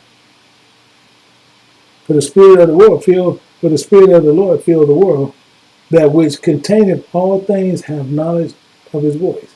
See, and this is another problem where a lot of people are going to come up with confusion, say it's filled this world, but he's not talking about the world as we see a world as a world round thing. He's talking about Israel. So he said right there, he said, the Lord hath filled Israel, that which containeth all things have knowledge of his voice. How do we know this? Because we know 2 Peter tells you that the world is divided into 12 parts, and 10 parts are gone already, and a half of a 10th part. So we already know this is who he's talking about. So people will sit there, they can have their problem all day long, they can sit there and say whatever they want to say. The Bible don't change. This is one of the reasons they took it out. What? That's why they took out the Apocrypha. So they can put the fix in on us to where we won't know the truth. But the Most High has his ways, and they forget who they're dealing with. They're dealing with God. See, in this world that he divided into, he's letting you know. These are the ones that he filled the world. He filled Israel, which containeth, because he said what? He written it on your hearts. He tells you right there in Jeremiah. Make sure that's clear. Therefore, for that reason, therefore ye shall speak unrighteous things cannot be hid. So it's impossible for you to hide it. Why? Because you've already said, neither shall vengeance, when it punish, pass by him. So the spirit that speaketh unrighteousness against God cannot be hid, and know them by their fruit. So telling you that laws are done away with, and you will eat whatever you want, those same spirits of Satan, then they will receive the same punishment accordingly, and it will be a righteous judgment. This is why these things must happen. These are why these things are going to happen in life. So this is why you have to remember, as I keep saying, we got to make that choice. It says, I form the light, I create darkness. I make peace, I create evil. I, the Lord, do all these things. He does these things. He does these things. Meaning what? Let's look at this. He said, I saw the dead in the small, and the great stand before God. In the books was open. Books. In another book was open. Which in the book of life were the dead judged out of those things which were written in the book. The books. So they were judged out of things according to the books, according to their works. We got a problem. We have a problem. Why? Let's look at this problem. They're going to open up them books, and most people say, well, what books? Why them books? Why them books? Why them books there, Elder John said, books. Elder John, what are those books? We just went through the books. Tell you what, remember those books that we were just talking about? You got the book of adultery. You got the book of fornication. You got the book of uncleanness. We got the book of lasciviousness. We got the book of idolatry. We got the book of witchcraft. We got the book of hatred, variance, ill emotions, strife, heresies, and envies, and murders, and drunk. You got all these books. Those are those books. Each one of those books you found in there, meaning what? Let's look at an example. It says in Deuteronomy 17:17, it says, neither shall he multiply wives to himself. But guess what? You got fools out there sitting there saying, well, Solomon had them. God was cool. You got camps doing that today. And what? What does the Bible say? What do the law say? Deuteronomy 17:17. Neither shall he multiply wives unto himself, that his heart turn not away. Neither shall he greatly multiply unto himself gold and silver. Wow. So, what is there? Fornication. You will be found in the book of fornication. And actually, you're going to be found in the book of adultery. You're going to be found in the book of idolatry. You're going to be found in the book of lasciviousness. You're going to be found in the book of ill emotion. You're going to be found in the book of heresy. And you're going to be found in the book of drunkenness. On that one verse alone. I'm just letting you know. I'm just trying to be an attorney for you, my brother. That's it. Just trying to let you know ahead of time. You can sit there and think that whatever you want to think, you think you're going to get out of it. I'm good with that too. But I'm just letting you know. You got those wives, you got those sisters doing that. I'm just letting you know you're going to be found in those books. I'm letting you know where you're going to be found at. Because when you crack them open, don't trip. Because that's where you're going to be. You're going to be in those books, you're going to say, dang it, that dude Michael told me about it. Yep, I'm just telling you. So these are the books, and saying what Solomon and David did, thinking you gonna do it. See what you doing? You following the lust of the flesh. That's the trick.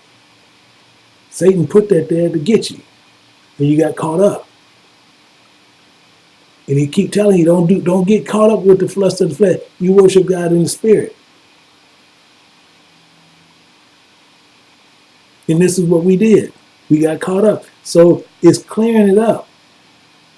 So we got to remember that this books, you're going to have a problem. So the book of remembrance is what we need to be doing. We need to be found in that one book. That one book. When you look standing in judgment, look over at that one book. That's the book you want to be found. You don't want to be found in that many books. Because he's going to judge you out of those. And I'd love to see one of them say, well, see, just think about it. Some of these dudes who call they got many wives. And they standing there, and they standing with the Most High. They're in judgment. And, see here, you have 3 wives. You had 3 wives while you was on earth. And, I was against it. No, Lord, no, Lord, Lord, I hate to say, but you got that wrong. See, you had Solomon and David. Wait a minute. Is that flesh or spirit, my brother?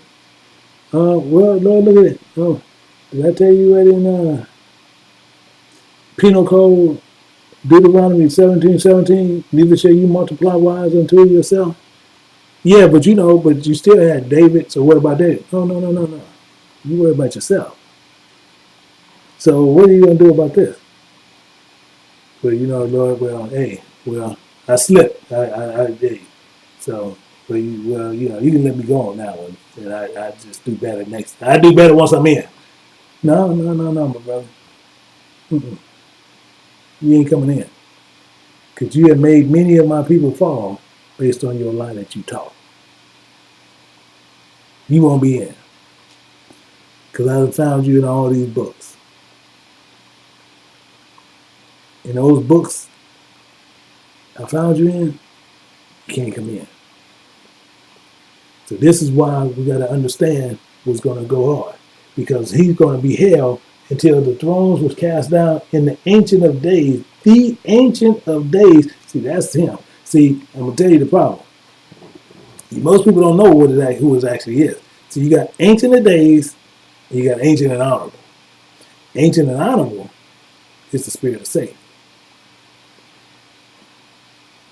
And you got the Ancient of Days, which is the spirit of Christ. All right? So this is what happened.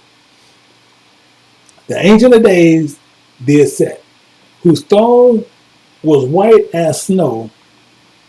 His garments were white as snow, and his hair on his head was like pure wool, and throne was like a fiery flame, and his wheels as burning fire. Now, I'm going to tell you what problem. See, we had a problem here. Here go the problem. See, he had his garment was white. However, a lot of them got him upset. And he messed them up. We're going to look at this because we got some Christians who like to do this. It says, wherefore thou art red in thy apparel, and thy garments like him that treadeth through a wine fat. See, this is what happened. You go read Isaiah. Because what happened, he messed up his thread and he got hot. Why? He got mad because it was the people's blood, and he said, I have trodden the wine press alone. See, Christians said, we're gonna go back with him and we're gonna do it. No, he ain't. I tread the wine press alone, and of the people was none with me. See, we ain't gonna be with him when he's doing it. For I tread them in my anger and trampled them in my fury, and their blood shall be sprinkled on my garments. This is why he got upset. And I will stain all my raiment. This is what happened. See, he's sitting there. So as he cutting heads, taking names, your blood getting on him made him more angry.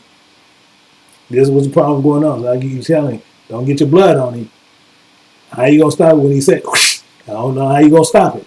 But you get your blood on, you're gonna get more mad, then you're just gonna take it out on the next person. So what ended up happening? Now, Joshua, same thing, was clothed with filthy garments and stood before the angel. So he stood before the angel. He had on filthy garments. Why were they filthy? They had many Israelites' blood on them. This is what went on. Meaning what? And he answered and spoke to those that stood before him, saying, take away those filthy garments from him. And unto him he said, behold, I have caused thy iniquity to pass from thee. I will clothe thee with the change of raiment. So he's going to change this raiment, and he's going to do this in a special way. Why? Because he was stained with the blood that was covered with these people. And that was their sin. So what happened when he started cutting hair, taking names, their sin, their lives, their blood got on his clothes, which is sin. Are you following? Because I know this is kind of a switch around, but we just got to stay with me to see what's going on. Because as you sit there and see this, if he killed these people in their blood and he trodden them through the wine fat and their blood got on him, so now when he's sitting there and said, I have caused thy iniquity to pass away from thee, the blood of their lives is now on him in the blood that he have in his clothes. Now they take away that from him. Are you with me? Because now their lives is just stains on his garment. Now they toss it away. Technically what happened. So what do this mean? Let's look at this.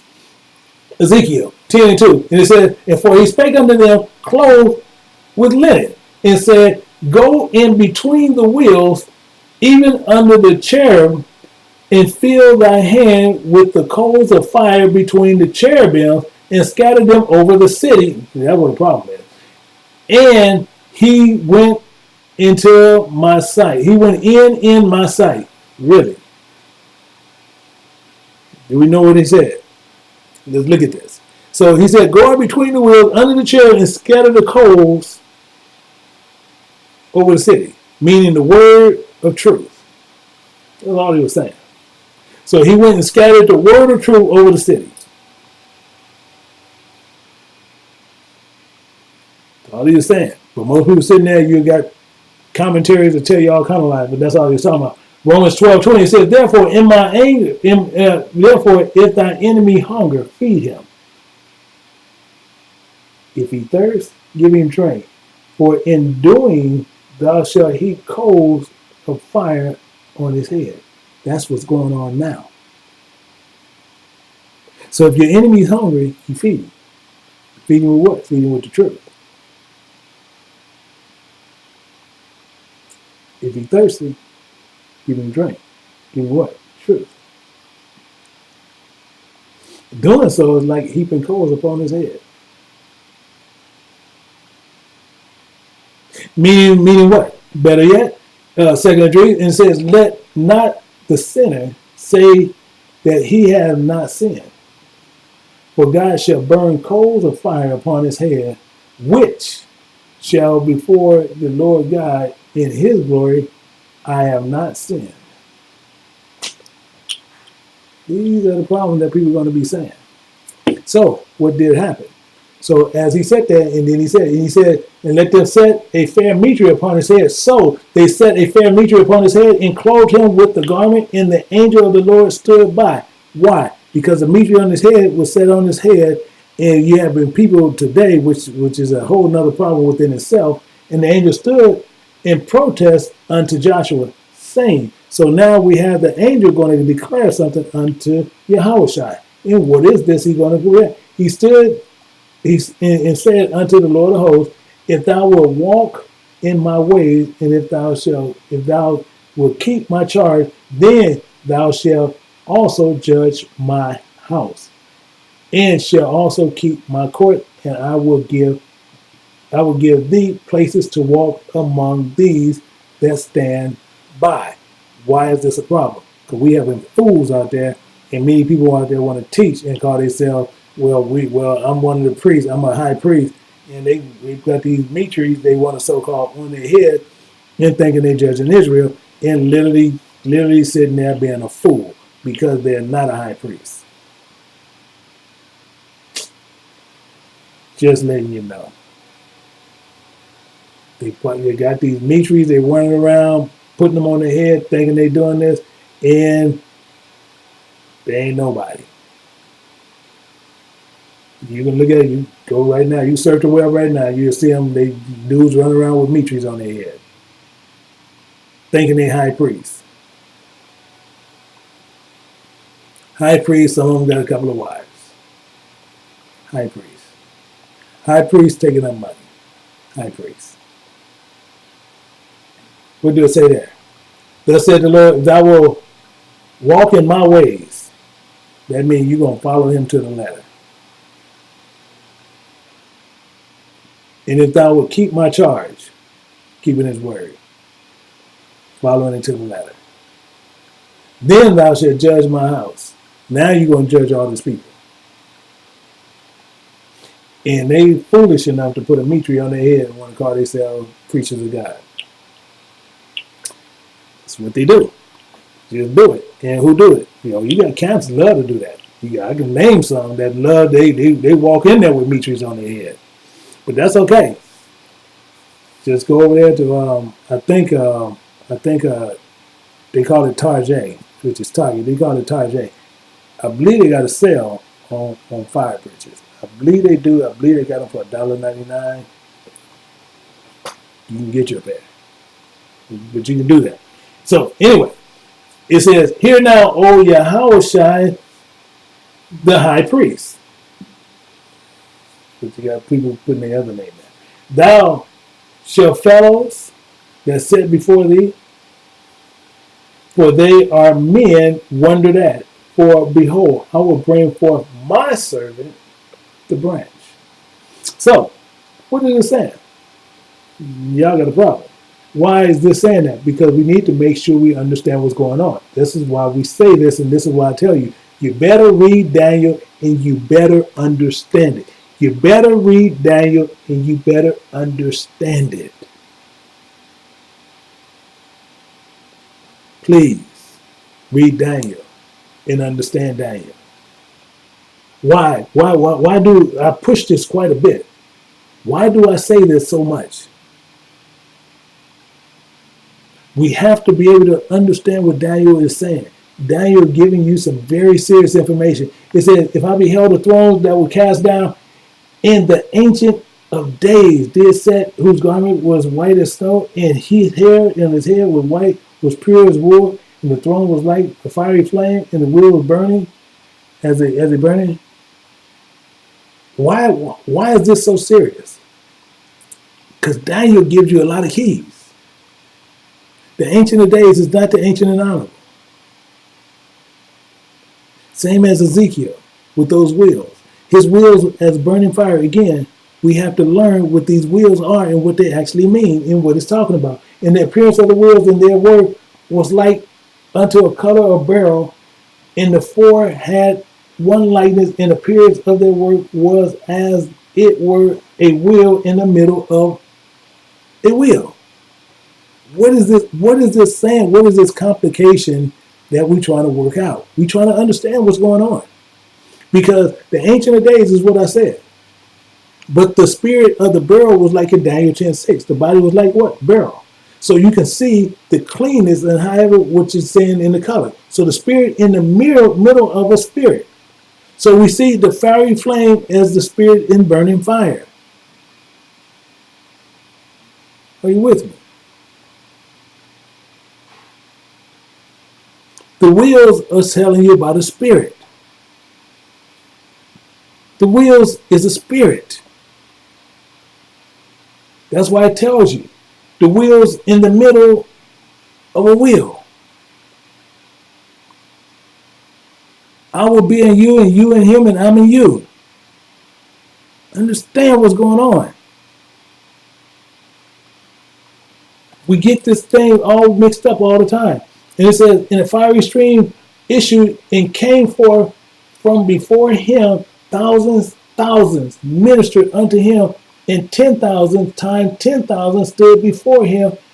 The judgment was set, in the books were open.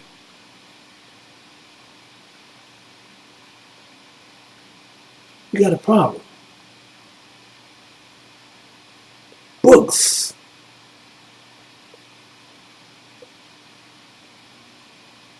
The books was open.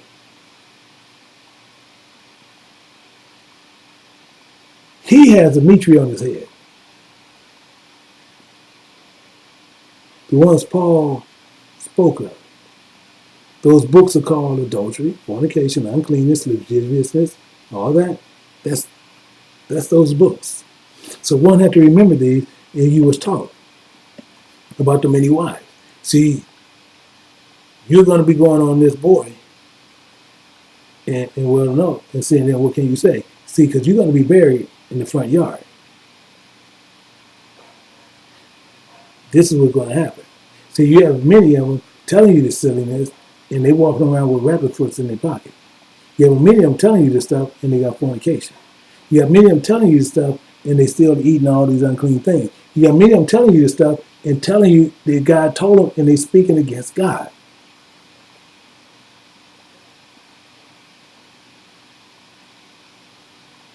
And the first thing you'll say is, God made you do it.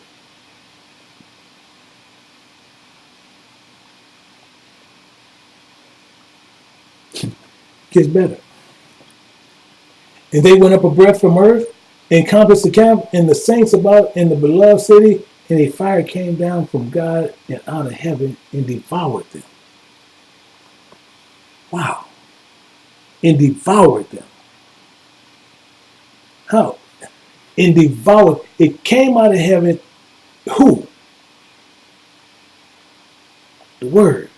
The Word leaped down and said, the Almighty Word leaped down from heaven and out of thy royal throne as a fierce man of war into the midst of the land of destruction.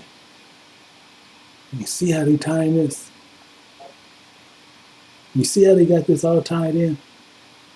And they went up a breath of earth and encompassed the camp and the saints about in the beloved city, and the fire came down from God out of heaven. The fire came down from God out of heaven. The fire came down from God out of heaven. The mighty Word leaped down out of heaven from that royal throne as a fierce man. He's coming down to put in work.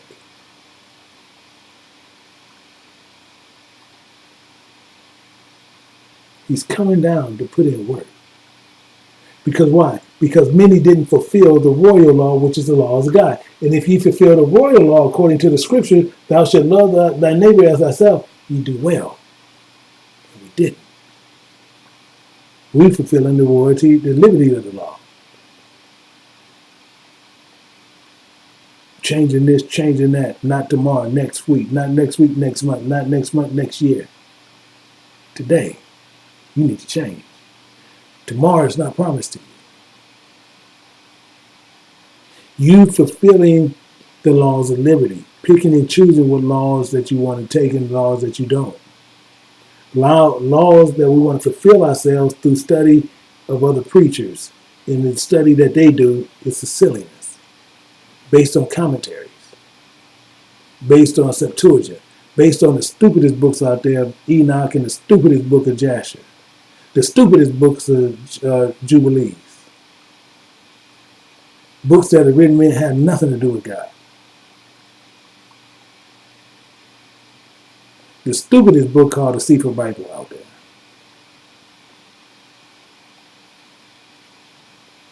A man sitting there, you can even see his testimony. He said that he read the King James Bible and he found many errors. Who in the hell is he? He found many, as he's just reading it. He just, he found errors.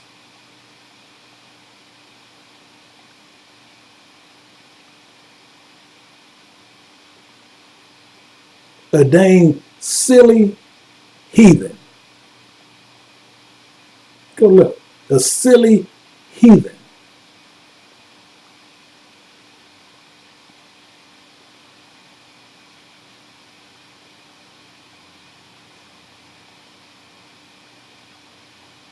This is what we came to. And then they want to sit there, and he found all these complications, and then what he's telling you, and you can see all the inconsistencies in his own book. So now what he's telling you, and the reason I had the biggest problem, because when you do that, you say God's a liar. God don't know how to rule his own house.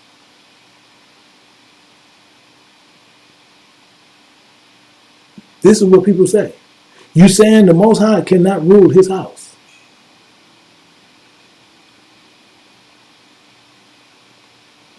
You understand? It says, therefore, one that ruleth his own house, having his children in subjection with all gravity.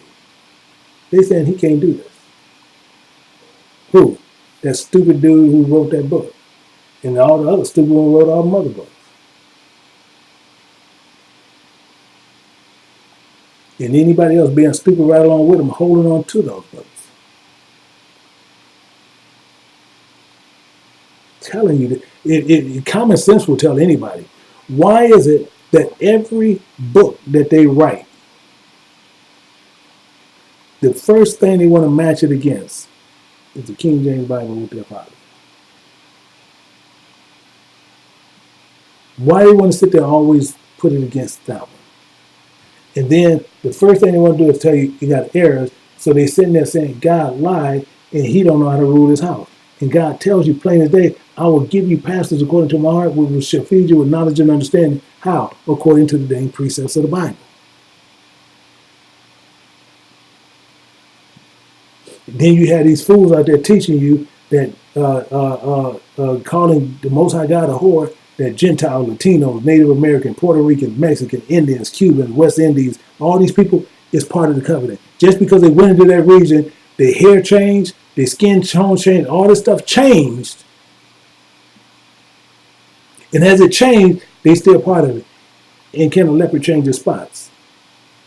They got leopards that have been over here for hundreds of years. They still look the same. Spots still the same. So they said they telling you, you ain't nothing but a chameleon. No matter where you go, you change. You know how many sisters that sit there, they say, if I can go to India and my hair can get long and pretty after so many years, why you won't go there?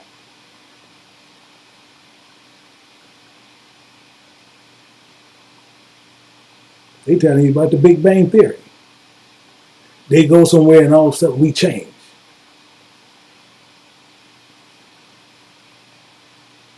That's why he said, I'm going to give you pastors according to my heart. That's why his heart.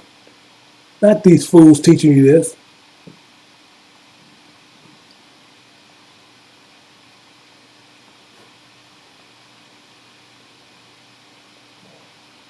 Putting him and making his word a lie.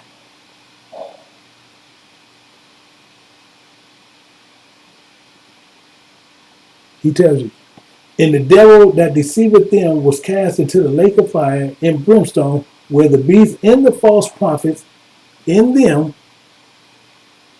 shall be tormented day and night forever and ever. That's a long dang time. That's a long time. And them ain't the only ones going to be there. One sitting under those doctrines, the one that's believing in those doctrines, they're going to be right there with them.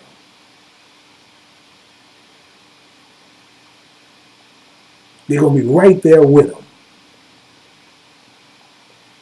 Why? Because he got to go through the books. He got to go through the books. He had to go through the books. And he said, and I saw a great white throne, and him sat on it, from whose face the earth and heaven flee away. He just went through this. I don't know how much emphasis you need to understand what this is. Heaven bounced. And there was no place found for them. You can't hide nowhere. Well, I'm going to hide in this mountain. Mountain gone. I'm going to go get behind rock. Rock gone. Well, I'm going to go jump in the sea. Sea going to give up their dead. You ever seen any reverse? Well, you going to jump in the water and then you say reverse of that? That's what's going to happen. Because you're going to say, you can't come here. Well, I'm going to go kill myself. That's giving you up. You can't hide. You can't kill yourself because you can't hide from that. You can't hide in the sea because they're going to give you up. Heaven going to leave, so you can't hide. You can't even hide behind a dang tick. This is what he's saying. There's nothing you're going to be able to do to get out of it. Nothing you're going to be able to do. See, because now you're going to stand before him. All these false preachers, all these false teachers got to stand before him too. Talking about all these lies. And you see, now you're going to be lying to him in his face. Not messengers. Him. That spirit going to be there. And that spirit going to check you. Look at this. Acts 5:3. It says, and Peter said, Ananias, why Satan fill thy heart? Right there. To lie to the Holy Ghost. And to keep back part of the price of the land. So he gonna lie. He had it, but he gonna lie to him. He gonna straight lie. Yeah, I'm gonna keep this. I ain't gotta tell him. But he gets one more. He said, while it remaineth not in thy own, and after it was sold, was it not still thy own power? It still belonged to him. So he could have went to him and said the same thing. Hey, we're going to tell you what? I sold it for this amount, but I'm going to keep this amount. I'm going to give this. Good. But he didn't do that. He went and told him that's all he had. He said, I'm giving you all what I sold it for. And thou have, why have thou conceived this thing in thy heart, and have not lied unto men, but unto God? So you lied to God. You said you had this, but you wouldn't yet. You really given this, but you really had more. If you were going to give this, that's all you had to do. Go up there and say, hey, God, this is what I'm giving. So this is why Ananias had the problem. And Ananias, hearing these words, fell down, gave up the ghost, and a great fear came upon them that heard these things. Oh, yeah, this is going to happen. This is going to happen. That's why you see there. And I saw the dead and small and great stand before God, and the books were open. Books was open. When they open, some of y'all might be in the same line and see Michael Jackson and everybody. Ooh, I sure like to go get Michael Jackson autograph. Don't worry, Michael Jackson. Worry about if he in those books. Ooh, I like to go get Elvis Presley. Why you worry about Elvis? He already know where he going. Ooh, this is such and such. This is Prince. I want to go get his Prince sitting there worried about if he's in those books. Small and great, still before him. Ooh, I want to go get Obama's signature. One, you're dead. Two, you're going to stand before God.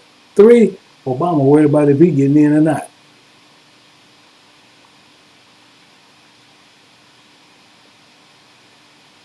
They said, why ain't you bringing up T.D. Jakes and all them? Because they the first one that goes into the lake. They're already there.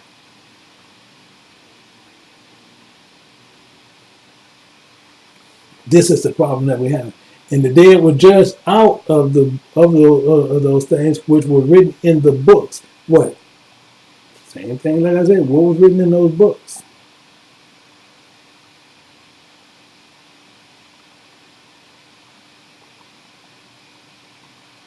So this is the problem that we're going to have. And the same thing, like I keep telling you, you want to know what those books are? You can name those books. Because the books is in the Bible.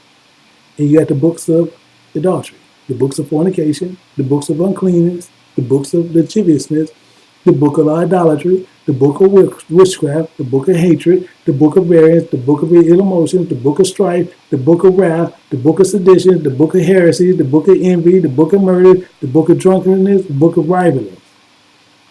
You're going to be judged out of those books. Out of those books, you're going to be judged. So you can choose whatever book that you want to go in, because those are books you're going to open up. Then you had one book. That's where your name need to be, not in those books.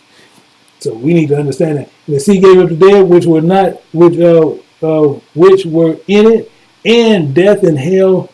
Just like I told you, death and hell gave up the dead, which were in them.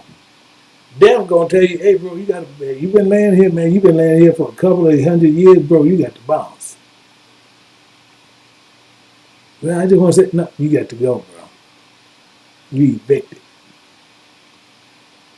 And they were judged, every man according to their works. This is the problem. This is the problem. Meaning what? And death and hell were cast into the lake of fire. They get cast into the lake of fire. This is the second death. This is the second death. Death and hell was cast into the lake of fire. Do not get caught up and be part of this. Because this is the problem. And whosoever was not found written in the book, you don't see no S, of life, was cast into the lake of fire.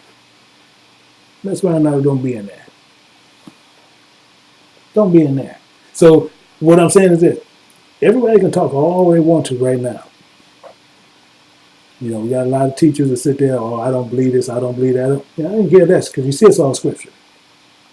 So you can speak against it and run everywhere you want and do it contrary to what precepts are showing you. You can do that all day you want. State in what you believe.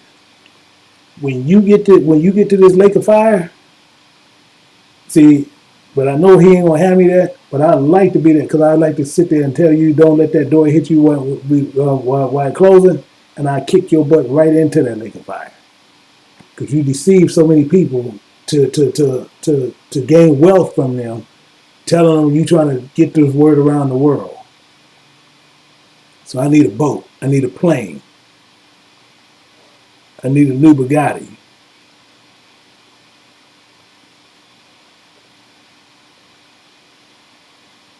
These are the problems that's going on today. You're not found in that one book, you got a problem. And they got those books. And they in those books. And I can show you what books they're in. But For I spake unto your fathers, nor commanded them. In that day I brought you out of the land of Egypt concerning burnt offering and sacrifices, and that's what they make you do. You bring all your, they tell you to bring all your tithes to that storehouse so they can build bigger churches. That's what they do. And he's telling you clearly today, for I spake not unto your father, nor commanded them in the day which I brought you out of the land of Egypt concerning burnt offering or sacrifices. Meaning what? But this thing I command them, saying, obey my voice, and I will be your God, and ye shall be my people, and ye shall walk all the ways that I command you, and that it may be well with you. That's what he's talking about. They're going to tell you everything contrary to this. So you got your choice. Because if you're going to follow him, and then blessed are they that do his commandment, that they have a right to the tree of life and may enter through the gates of the city. Why? Because he's telling you plain that if you love me, you keep my commandments. You keep my commandments. See, that's what he's saying. And he sent us to send a message. If you're a messenger, yeah, that's all. I'm just sending you a message. And I'm going to tell you what he even said. See, because he said, talk bold. So he said, if you ain't blessed doing this here, and he said right there in 14, 15, if you don't love him to do his commandments, you're a dog. So you're a dog to him, you're a dog to me. You're a sorcerer. You're a sorcerer to him, you're a sorcerer to me. You're a whoremonger. You're a whoremonger to him, you're a whoremonger to me. You're a murderer. You're a murderer to him, you're a murderer to me. You're an idolater. You're an idolater to him, you're an idolater to me. And whosoever make it, love it, make it alive. That's who you are. That's the choice that we have to choose from. Either you're on his side or Satan's side. You're on Satan's side, you're a dog. And he said it better yet, because they said in the message, we bring this message from no other than I, Yahweh, I sent my angel. He sent his messengers to testify these things in the churches. I am the root and offspring of David, the bright and morning star. He said these things. To testify, to send this message. You're not doing this, you're a dog. Maybe, well, shoot, my mama, my grandmama in the church. Okay, got a problem? You go talk to him. This is clearly what he's saying. You're a dog. Don't sit there and try to play him differently. So this is why he tells you all this, and make sure that you clearly understand it. Wherefore, the rather, brethren, give diligence and make your calling and election sure. And do these things, lest ye shall never fail. So you got a choice to make. And the very choice you make got a serious return. So we need to understand what is going on and make sure that you're going to make your calling and your election sure. That you don't get caught up. Because if you do, I'm going to tell you right now, you got a problem. You're going to have a problem, and you don't need that problem. That's why I say that. So many of us, we're going to sit there, and we're going to have these things. So we're going to sit there, we're going to talk all these other things in, thinking, oh, we can do this, we can do that, we can do this, we can do that, and he's not saying that. So many of us are going to believe that we can and think that we can do do all these other things, and we can't. So hopefully, if your calling is lust of the flesh, you can see, you can judge it for yourself. You got some who going to sit there and have the desire to do what God commanded them to do. We're going to make those choices. So if you decide to make that choice and that's the direction you choose to go, and so be it. You already know what your end result is. So you make your calling and your election sure. You make sure you follow God. You want to follow him? You want to follow Satan? Go ahead. And you will be judged out of those books. So with that, I hope that each and every person got some understanding. And tomorrow, we will be going through the other part which we're doing a mastery class study, which we'll be going through the preceptor. So if you don't have a preceptor, you can actually go to the Moab and you can register over there. But then we have you go to the study Bible, and it actually has a light one over there, which you can use it. But what we're going to be doing, we're going to be precepting some parts in Genesis, but showing you how they do it in the commentaries. Because I'm gonna actually show you some. I'm gonna pull up a Bible site, which is Bible Hub, that actually allows them to use commentary, and they have commentary there. I'm gonna show you what they use in commentary to give you false understandings, and then we're going to do that. We're going to do the same thing with the same verse. We're going to precept it, and you're going to see how solid that is. So those are the things that you will be seeing tomorrow. And tomorrow we're going to be doing at the same time tomorrow, 8 o'clock. So if you can join us, please do. And we'll be going through it, and you'll see exactly how the precepts are structured. Many people I know that have the book already is going to help you out tremendously, because it's going to show you a lot of stuff that you're going to probably already know based on going through it. But then it's still good to have it, because once you have the preceptual guideline there, you can actually take that and you can actually teach other people with that. So with that, I wish that a lot of people got a lot from this understanding. Hopefully as we continue. And then tomorrow at 8 o'clock, we'll go through the study. With that, hopefully everybody will get a better understanding of what God's word is and what we need to be doing. So with that, I bid each and every person a shalom.